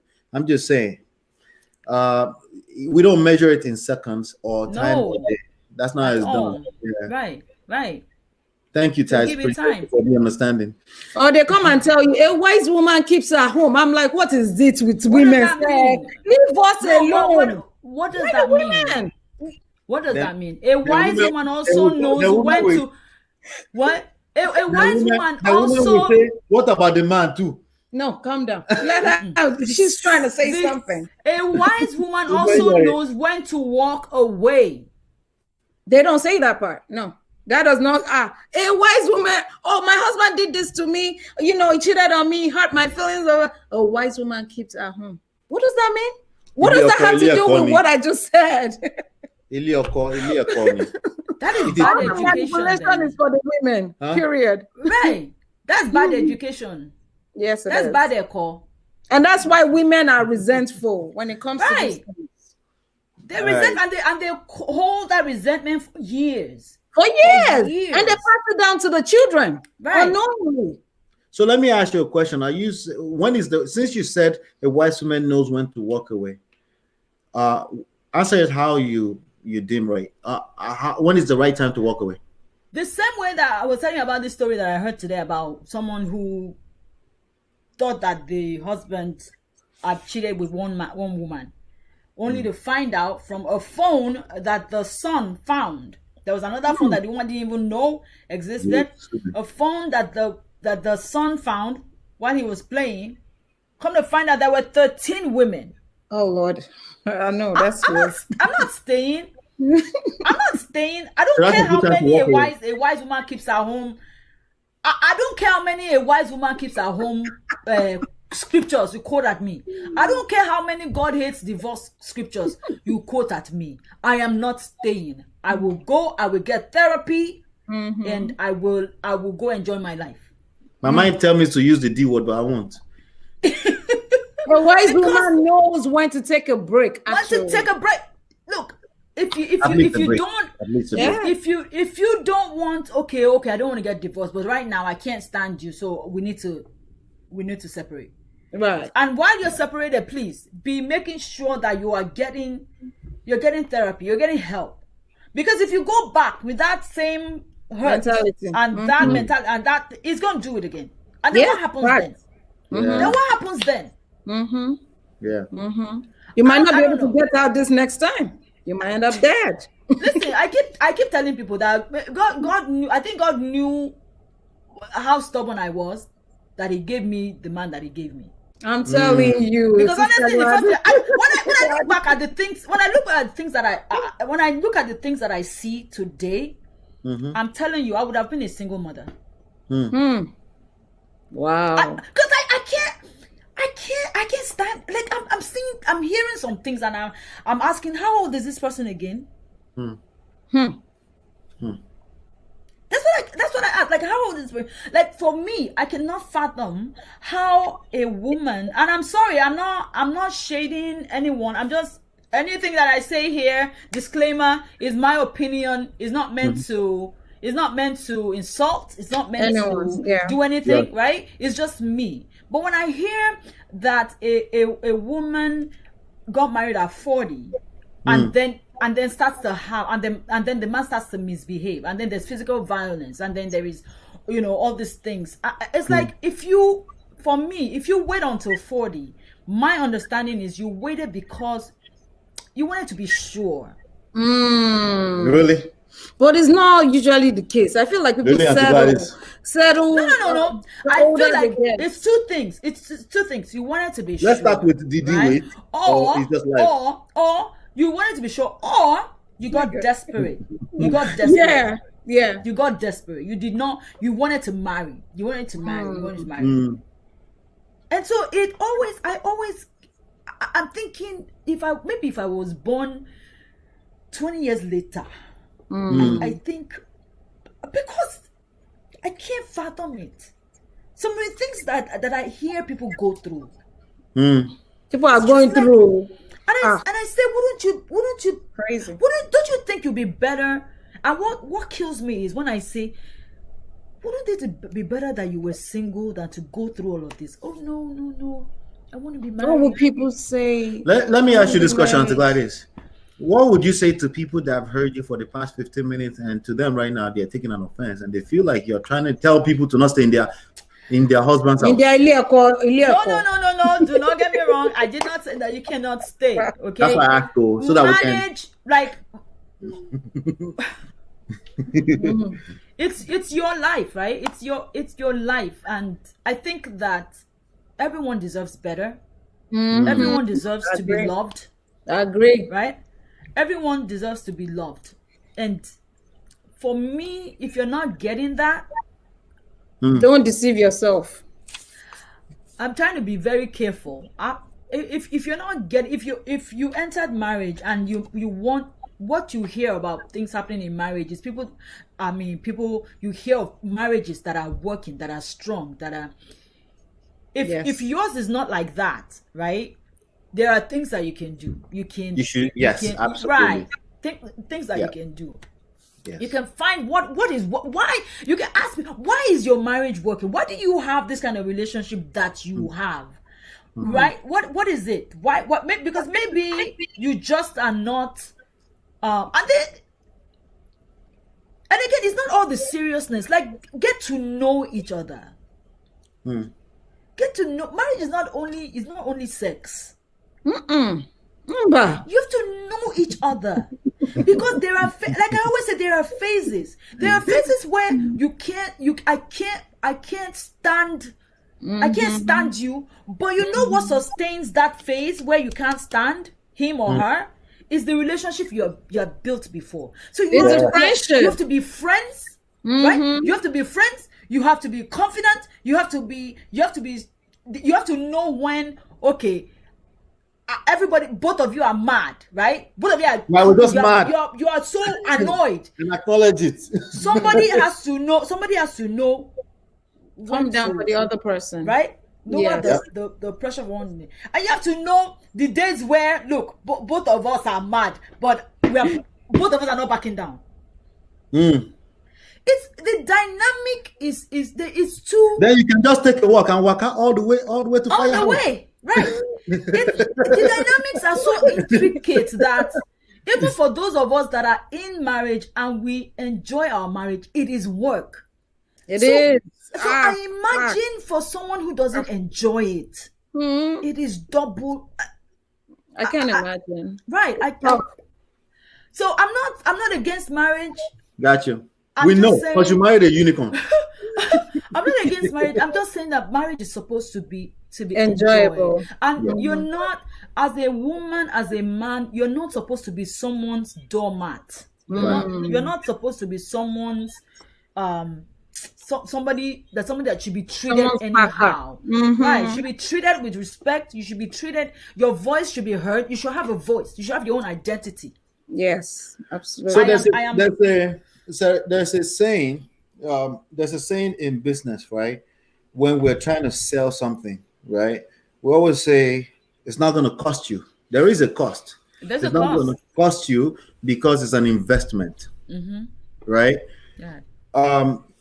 And when you change that, suddenly it changes your mindset. Now you want to evaluate what is the reward, because once you use the word investment, you're looking for reward, right? Marriages is the same thing. So I've chosen in recent times to not paint the hard work part of marriage, but anything that's worthwhile in life requires investment. Right. Right. And that could be investment of emotions, meaning there are times that you really want to slap the shit out of this person. Out of them. But you're and it is normal. It's normal. And you're like, okay, 2 hours will pass and then we're lovey-dovey again. Right, you understand the reward. You can picture the reward.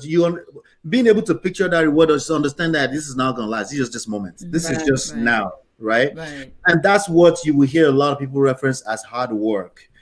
I want to put more highlight. We want to put more highlight on the reward when you invest in your marriage, when you invest in your relationship. That investment sometimes will come in the form of heartache, will come in the form of deliberately trusting a person. Like, you know what? That trust thing that I always talk about, which is supposed to fall out of the sky, it's not there right now. Right? But I'm just going to invest trust. Sometimes that means you're giving the benefit of the doubt. Sometimes that means she's 2 hours longer than she says she would. I'm going to turn that to, I'm giving her the freedom. I'm investing that freedom that she could feel free. You know what usually happens with women? They will give you that, like, because they multiply everything you give to them, including semen, right? They multiply. If you give them hell, they will give you hellfire. They'll give right? Hello. That's Right. what's going to happen. So What you put in. it's what you put in that you will get. Absolutely. need local, right? And folds, right? Mm-hmm. But you got to give enough into it, and you got to give with time. Just because you change today, since Ola said, I'm just going to give, I'm going to give tonight. I see what's going to happen tomorrow. You miss it because that's not how it works in farming. You have to wait for the right season to harvest. Just because you put a seed in the ground today, it's not going to does grow. not mean it doesn't need rain. Does not mean it doesn't need to be in the right. And you're the one that water it. Does not mean you have to water it, right? It. If rain is not going to fall out of the sky, if you're going to do it inside of how do you do those marijuana greenhouse. CBD? Greenhouse. You better have artificial rain, right? Greenhouse, right? You know, so I think that I wanted to put that perspective into the hard work part of it. So you can understand that you're not just hard working because it becomes meaningless. Oh, I'm just going to be working hard. What's the point? No, but people naturally do that when it comes to their passion, their jobs. Why is it that when it comes to marriage, they think that they shouldn't do that at all? Right. You still need to, and you still need to nurture. And just because you've been married a while does not mean that you can't nurture. Because the other thing I see also is you can get familiar. See, finish other, right? That you don't bother to do certain things anymore. Yeah. So dating each other. It's intentional. Right? Yes. You have to be intentional. You have to be deliberate with some things that you do. Yes. Otherwise, it just and that can happen. We're all human, right? We can all get so busy. We're human now. Yes. We're mad. We can all get so busy, right? We can all get so busy that we get tired, but again, it's the friendship and just realize that both of you are working towards a common goal, and the support should be the support for me. I think has to be automatic. Like, even if you don't understand what it is, that I remember when we were starting the t-shirt business, for example, I told him, I was sitting down one day thinking about, okay, I need another side hustle. And by the way, I was being sloppy. I wanted to order the t-shirts and then we wear it today, and then surprise. I didn't even know you had a t-shirt business. Funny enough, but now I know. Now you know. So for those that first month that we were really getting everything ready, I have my 9 to 5, right? So, and he's doing his own stuff in the morning, and from 7, so I would finish work at 5, and we would eat, like we would quickly round up things, and then from 7 to 12 midnight, both of us were doing, like, he was designing, I was uploading. So you see, support life is just about, for me, I guess also because of the phase we're in now, the kids are all grown up, right? So it's just me. So it's like, okay, this is our time to start doing all these businesses. Okay, t-shirt business is starting. So we're putting everything in together. So it's support. So, and I didn't have to like what I don't understand, he would explain to me. What he didn't understand, I would explain to him. So it's just support. I mean, it gets to a point where it's just support. Like, there's no time for lovey-dovey, or in fact, we'll even be fighting each other at like 1 a.m. Like, I want to go and sleep. It's like, no, wait, there's one more you need to upload. I'm like, let's upload tomorrow. No, you upload now so that it can get approved. And then, but it's all working together. Right. Mrs. Owoyomi just put something on the screen. Yes, sir. We need more men like you. I bet there are more women on this live session than women. Men need to start investing in their marriages like women do. My question for you from that is that there's a lot of women who feel like their man is not showing up. They're not investing. A lot of women, like majority of women, feel like they give into their relationship. How much more do I need to give? What words do you have for those people? But remember the book you talked about, The Art of Seduction? There's a way that you can. That is true. You can steer, right? You can steer them in. Use your power. Direction, right? That you need to go. You're not saying too much, and you're not. Like, my husband doesn't go out. You guys know. You know him. He does not go out. He doesn't go out. The only time you will see my unless he's about to walk the streets. Sometimes I see walk that street. No, I'm saying go to parties. I know. I'm just kidding. He will I not just go like out. teasing him, but Shola every now and then. Do you remember when he walked into Shola and Odetti's wedding? How the whole place erupted? Whoa! No, I didn't Because remember. he does not go anywhere. The whole they don't see him. It was, I think, reception had just started when we walked in, and the whole place went. Uncle Shola. No, Daddy almost failed. It must have been because it's Shola. It's because it's because it's Shola, no Daddy. It was because, and for years there was another couple who would use that against him, like, Uncle Shola, we got married before, like we got married before and you didn't come. and you came to theirs, like for years. I had to step in and say, please don't be annoyed. But what I started to do when I noticed that he doesn't like going out, you know what I would do? When I start dressing up, I'll be walking up and down.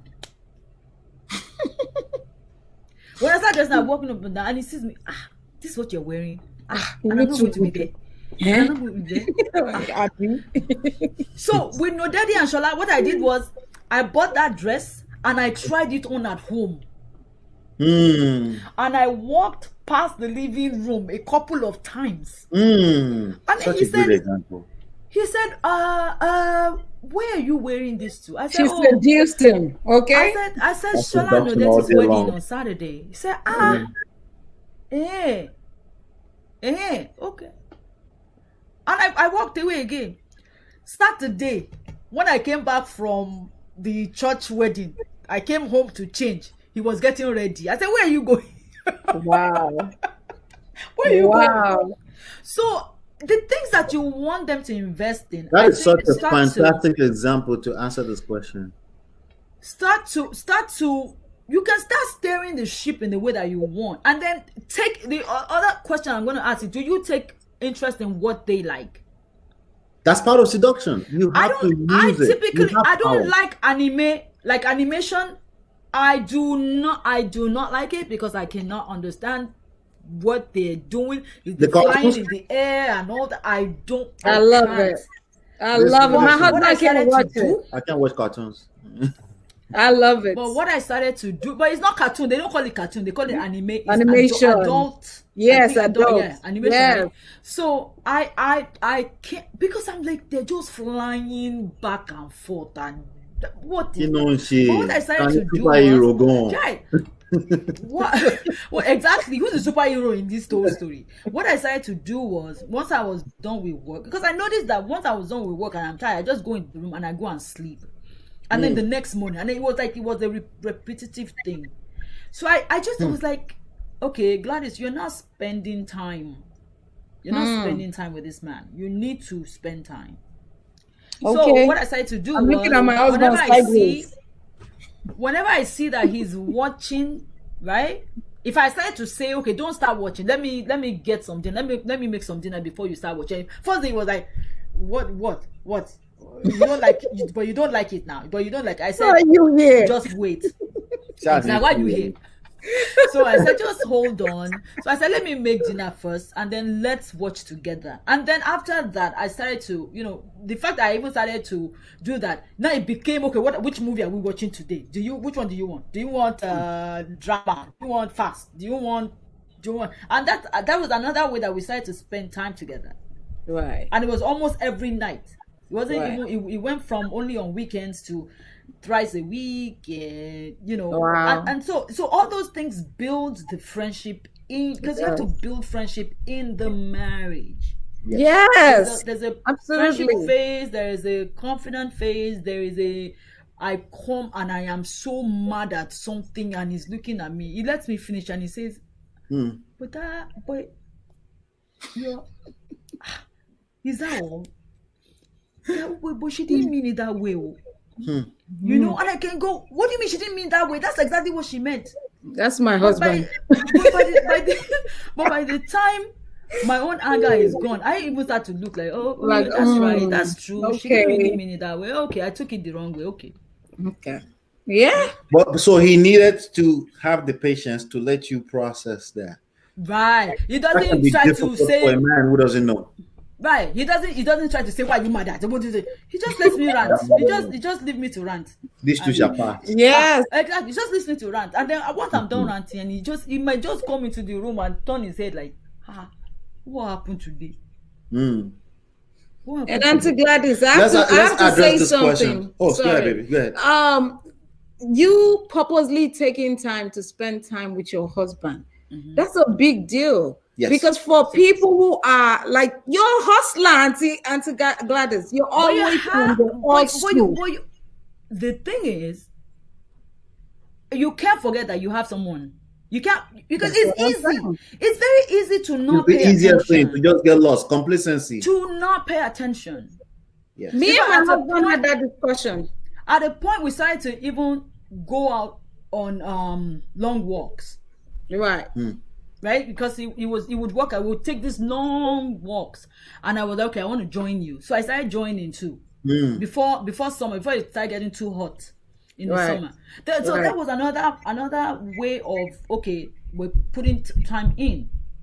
Because once I get on the thing, and where he's either editing, like I shoot the YouTube videos, he's editing them. You find out that the only time you're interacting is for something, like you're trying to get something done, but you're not really spending. You're spending time, but the time that you're spending, you spend talking about other things. Like you're not talking about your. It's not truly spending time, right?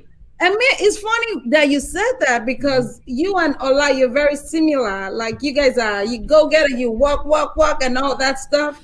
And I was telling my husband that we need to keep spending time intentionally. I'm talking about. We're spending time, we're not giving attention to our phones, side conversation. It's just me and him enjoying ourselves together. These days, couples say they are spending time, but they're on their phone. This one is right there. That one, they are on Instagram. He fights me for that. He's like, put down your phone. Your Instagram is not going away. He wasn't born in March, was he? But crazy. September. September Instagram is not going away. Don't leave. Before we go to that other question, Mrs. Owoyemi says, my comment is actually general observation. I may be wrong, but I feel like society, church has made it look as if the woman has the majority of the word when it comes to marriage. That's true. How do we change the narrative in the general scope? There are so many women conferences, and I'm so passionate about who we take out the time to teach men and boys how to be a great husband, aside when they learn at home. I hope I'm making sense. Yes, you're making sense. You're making so much sense. You're making so much sense. Yeah. With that being said, Auntie Gladys, sorry, before you continue, with that being said, the answer is still seduction. You ever try to shuffle a book down the throat of your husband? Let's see how it turns out. Or shuffle a conference down his throat. Let's see how it works. When it's his idea, it's a lot better. You will actually receive it a lot better than you feeling like you have to force him to go to conferences. Right. Yes, we should set up those things, but what you're going to find is that people that are already students of these things, those are the people that will show up. Right. The ones that need to hear it will not necessarily show up. What you need, what the people that may be going through this need to really learn is the seduction thing. We're all humans, and we have that opolo ijase, as long as it's human. If you learn seduction, his balls are yours. Yes. So we own the power. All right. Yeah. But even the women's conferences, it's not, for me, it's not every woman conference I go to, because I feel like, okay, the one that you have taught us, we haven't finished using it. You preach it to the choir for the most part. The one you have taught us, we haven't finished using it. So wow. I mean, I had to. I think I had to borrow myself brain some years ago, because I just felt like there's so many things that we've been taking in, but we haven't used. So, and if you keep taking things in and you don't use the one that you've already, it's just confusion. It's just confusion. So it doesn't matter. And there's some things that you just sit down and it's like, okay, where is this marriage going to? Where is it going? And when you think, I guess for me, it's also dawned on me that okay, I give these kids a minimum of what 3-4 years. Soon it's going to be me and him at home. Yes, so we got to build this thing now so that when they're gone, we are not, like you said, when we start running around naked in the house. Because if you don't build these things, you walk naked around, he will just look at you like, I'm put his face away. Because there's nothing to look for. There's nothing to look forward to. There's nothing to look forward to. Yep. There's nothing to look forward to. So it's now that you build these things. And yes, to your point where you say that, it's culture and it's tradition. Like the man, they made the man to think that he doesn't have to do anything. Like the woman is the one has to do everything. So you are the one that's going to now use the art of seduction to what you want. Yes. Like I know what I want in the future. I want to travel. I want to do things. I want to do things when the kids are out, when they're out of our ear and nobody. It's just me and him. You want to travel the world with your husband. I want to just go for a walk. I want to be able to talk. Like otherwise, when it's just the two of you, even to have conversation will be hard. It'll be tough. Yeah. Yes. It'll be hard. It'll be awkward, actually. Awkward. And that awkward thing is that I had to like look into the future. No, I do not want. No, that's not what you want. Awkward. No. I want. If I want my marriage to be better when the kids are gone than it is right now. That's what I want. I do not, and I don't want to compromise anything for that. So I will work whatever I have to do now, and I have to set my expectations. Right? Set your expectations. Yeah. Are we doing this today? Are we doing and talk? I think once you guys have great conversations, that's a big part of it. It's very easy. And you guys laugh together. It's very easy. Yes. Yeah. I mean, there's a everything follows. Everything follows, right? Yeah. There's a Chinese movie that every time I remember a part of it and I say it to my husband, both of us fall over laughing. Right? I just think that laughter is a big medicine part. I mean, yes. If you can laugh, if you guys can laugh and you enjoy laughing and you enjoy making fun of each other, you will be fine. And I feel like there's a place for the conferences, and I feel like there's a place for the conferences and the and the doing things together. There is a place for that, but we're just kind of saying that if I'm hearing you correctly, is that a lot of that is preaching to the choir, especially if it's set up in church. The people that show up are people that already showed up. They show up every year. Show up. Yeah. So what are we teaching those people that show up where they can attract their husband or their spouse to give back to them? That's the knowledge that they need to start sharing. A lot of these sessions are basically men bashing or women bashing sessions. Egbe kiloko ose and egbe. Not all of them. I don't know which one you have been. I don't know which one you have been. No, not the church one. Sorry, let me retract that. The online ones that you see, it's a lot of men bashing or women bashing session. There's not a lot of them that talks about actionable things. You showed up, but your spouse is not in that level. They're not given to you. You're feeling drained. There's not a lot of them that share actionable things that people can do to attract that type of dynamic in their relationship. What you will have is, oh, you should do this together. Dude, I kind of know that already, that we should. The problem is that the other person is not joining me. We don't now. So what do we do? Right. Yeah. What do we do? Right. Oh, I should drag him to this conference. Well, what do you we? Can't. Exactly. That's not going to happen. He's not going to come. So what do we what's the solution in that respect? They tell you to go to the prayer room. You pray. Prayer is a big part of it. There's something. Listen, there's a place for people pray. There's a place for prayer. There's a place for exactly. Prayer without walking. Come on now. I'm saying.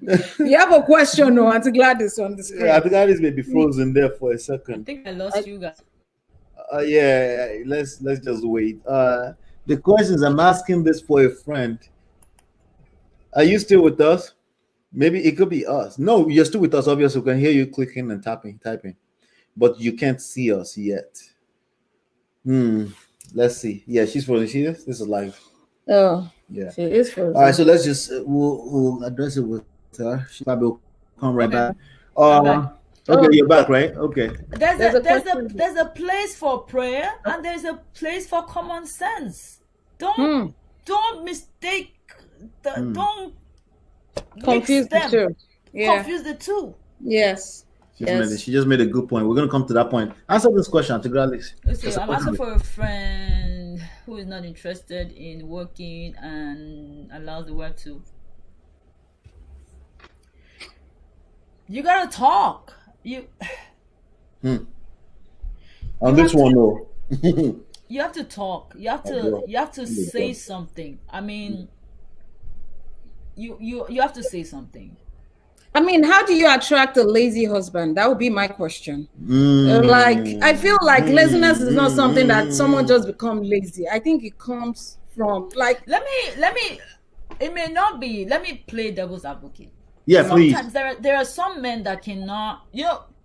Lola, women can multitask. I think that can kill us sometimes. Women can People too multitask. much. We can do a lot of things. But there are some men that cannot. If they are accountants, they're accountants. They cannot go take another job. They cannot go. Or side also. They cannot side hustle. They can't. Hmm. They can't. Yeah, but this But this one is let's not this one interested say in working. He's lazy. It's not working. Interested in Let's working. treat it on So faithfully. is it that he's just waking up and nothing? Just No, stays he's at not home? interested The in woman is working. footing the bill. I mean, what kind of man is just not interested in? I mean, the Bible even says it that a man that I cannot have answer. I'm provide just waiting for you, ladies. for his family No, is the imbecile. I can't answer that one. I don't know. What It's, answer? I just said it. She's just confused. I said A the man who Bible doesn't even work. says a man that cannot provide for his family is an imbecile. Like, what kind of man is not If the interested man, in so working? this one's not working at all. He's not interested. Does not have a business What that is is that? building. It's And not just doesn't He want to doesn't work. want to work. I don't know. I'm going to leave that to the floor. I will have to tell. It's not interested in work. I will have to tell the wife that she needs to know her self-worth. She needs to love herself. So the answer, and the choose answer, yourself. the answer is the same thing we've been talking about. The answer is the end of be all. You know why? Because the answer is with respect to your particular situation. Right. So you can't seduce unless you understand who you're trying to seduce and the things that's happening on the deeper inside, psychologically, emotionally. You can't. If you don't have patience, you can't seduce. It just doesn't work, right? The people that are this what do you call them? I want to man seduce, would be the word, right? Those people, seductress will be a woman. I think the word is sounding wrong. Yeah, but if you're a seducer, right? So if you're a seducer, that comes with, you have to have a very strong spiritual strength, because sometimes patience is the tool you're going to use, because you will be tested, because the result will not happen sometimes fast enough. But part of the game is a game. Part of the game is to be patient until you attract that person, right? So now, with respect to a husband that's not working, right? He's not interested, please. That's not interested in working, right? He's not working is different from he's not interested. With respect to that, there's a deeper reasons. The reasons, not one, but one of them is enabling. Okay, enabling enabling behaviors on your part. You're in a relationship with this person. You have to own that part at least, right? In order for you to be able to influence, not control, but influence this person in the right direction, right? And that's going to take some time, right?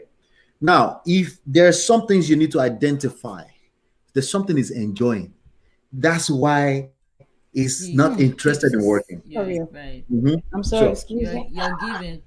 There's something that is enjoying, and you're giving it into that relationship, and you're enabling, right? In fact, there are a couple of things. There's nobody that's just going to sit down there and just not want to work unless they're enjoying something from that situation. You need to sit down, do the work, potentially sit down with a therapist, do the work on identifying what those things are, and then find healthy and loving ways to use that to seduce that person in the right direction. Remember, they're humans. This is not just God or anything like that. So this is just a human being who is enjoying certain things. You gotta take it away from them. And it's going to be some kind of taking away from them. Consequences. But you're going to have to do it in a way that's not going to backfire, right? Because you're in a relationship with this person, right? There may be kids involved. There may be a certain dynamics in the home that we need to pay attention to, so that you can do that in the wisest way possible without destroying. By the way, some things have to go negative before they go positive. Right.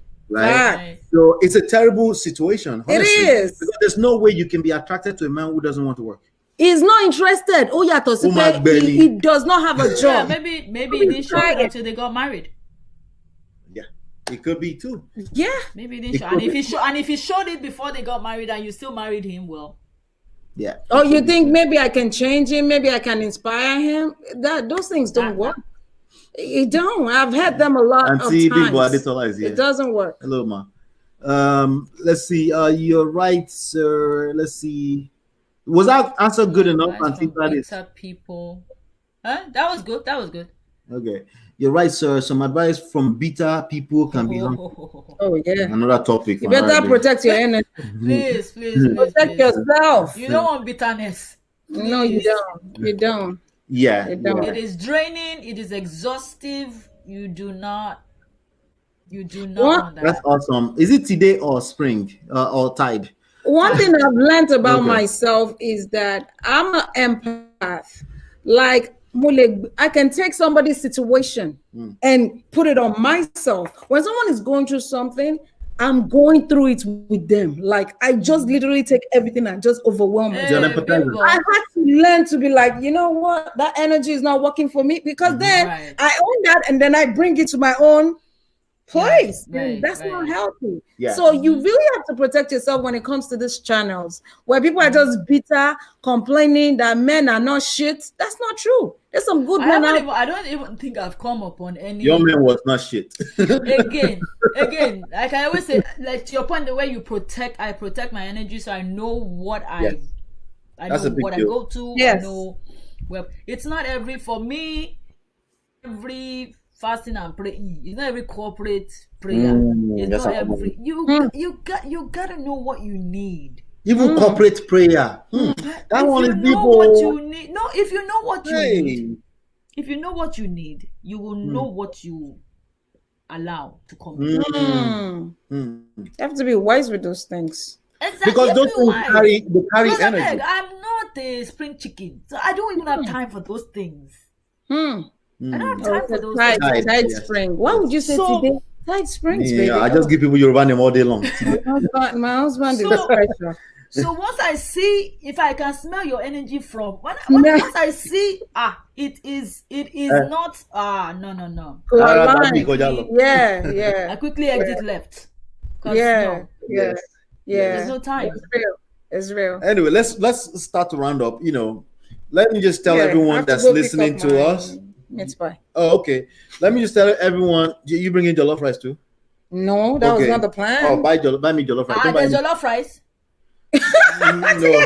Within 5 minutes away, I'll bring my own. No? I'm going to Debola's restaurant in Woodbridge Mall. Okay, I'm expecting my jollof rice and whatever. You have to drop us for her too. Buy her. Drop mine for me. Yeah. When you run Michelle, okay, I'll do that for Auntie Gladys. That's what you get when you live 5 minutes away from each other. Oh Lord, have mercy. Just to round up for everyone, we try to. Auntie Gladys, thank you so much. You brought so much color to this session. Yes, and we try to do this because we bring a complete different perspective to this game, and it stems from what we just said, which is there's a lot of preaching at the choir going on anywhere you go. Y'all should do this together. Y'all should go on a date together. Dude, the point is that the other person doesn't want to. Okay. Right. So there's more of the conversation. And you don't have to go to a restaurant to have a date. You can have a date in the living room. That's right. You can order food. Yes. And watch. Yes. You can watch MSNBC. I have a date. In fact, the funny thing about us human beings, no matter how good the thing is, once we do it a couple of times, it gets stale. Right. So you have to find something else. Yes. So, and that's what happens when you listen to somebody's advice that said you guys should go on dates every Wednesday and Thursday, and then you did it 3 times, and then it's the same thing. We're not humans. Complacency. It gets complacent. It gets stale. It gets It gets too familiar. Yeah, it's anymore. It's economics 101. Once you have too much supply of it, then it doesn't have that value anymore in the eyes of at least one person. Yes, at least one person is going to feel like we have to do get bored.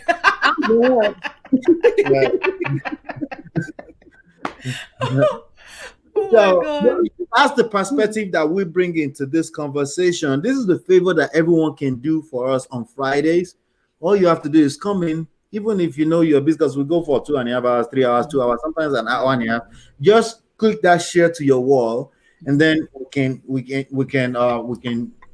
also reach out to more people. We do have a free book on the website. It's our book, Get My Marriage. Thank you, Tide Spring. Yeah, this book right here, you can download it for free at lola.com. And but we just want to come out and just hang out and talk about it. Bring the toughest questions, because the toughest one is what needs to be answered. Not, is it good to go out on a date on every Thursday? That's not your problem. That is not the problem in most of these cases. The problems are deeply rooted. The fact that the person is a bad person is not the problem. We're all bad. Like I said, we're all mad. Right? So that's not the problem. It's not somebody out to get you. Right? You know, the problem. I just wanted to literally translate that in Yoruba, but I'm not going to say it. I know. Mad, not mad angry. Mad, I feel like 40 ballet sometimes. You know? Oh my God. We bring a lot of demon to the table. We sure did. My problem was that I came from a family, quote unquote, that was perfect. That was a problem. That became a problem. Because even if it's real, by the way, that was bullshit. Sorry, excuse my language. But even if you're on that pedestal, the majority of people that you're going to deal with are now going to be, and if you don't understand that, you're going to completely miss it, and you miss out on life, you miss out on love. Right. Because so let's us be coming down, and we just want to come in on Friday and be coming down and talk about this thing. There was literally even the best coach that I found, which was completely YouTube, when I was going through the crisis that really helped me put this thing together. There was still one little thing that was missing, and I was like, okay, I got to put something together for us, for our people, understanding how we process things and stuff like that. And that's what this was about. So again, thank you so much, Auntie Gladys. Yeah, thank you so much. We got to do it again sometimes, and then hopefully maybe we'll do that. That's music. Yeah, March. And that's my birthday month. Maybe it's gonna be her birthday. You know what? Send me this. The next one is February 7th. So send me your date in March. My date in March. Okay. Yeah. All right. Yeah. Let's make that happen. Thank you so much. Thank you. But I shall ask you on Johnny. Right. Okay. Help me tell him what's up. Yeah. Say hello to him. I should reach out to him on WhatsApp. I'm sure it's plugged into and WhatsApp. And the kids. Right. Okay. WhatsApp. Yeah. All right. I'll be expecting my jollof rice and goat meat. I will come to your area. Send your address. She would so that she can put it in GPS. She knows. She has it. Yeah, I have your I do have the address. Okay, yes. Okay. She gave it to me. She will drop it off in a few. All right. Yeah. Okay. Bye, guys. All right. Take care. Bye, sister. Bye, everyone. Thank you so much. Love you guys. Instagram. Bye now. Thank you, guys. I have to run. All right.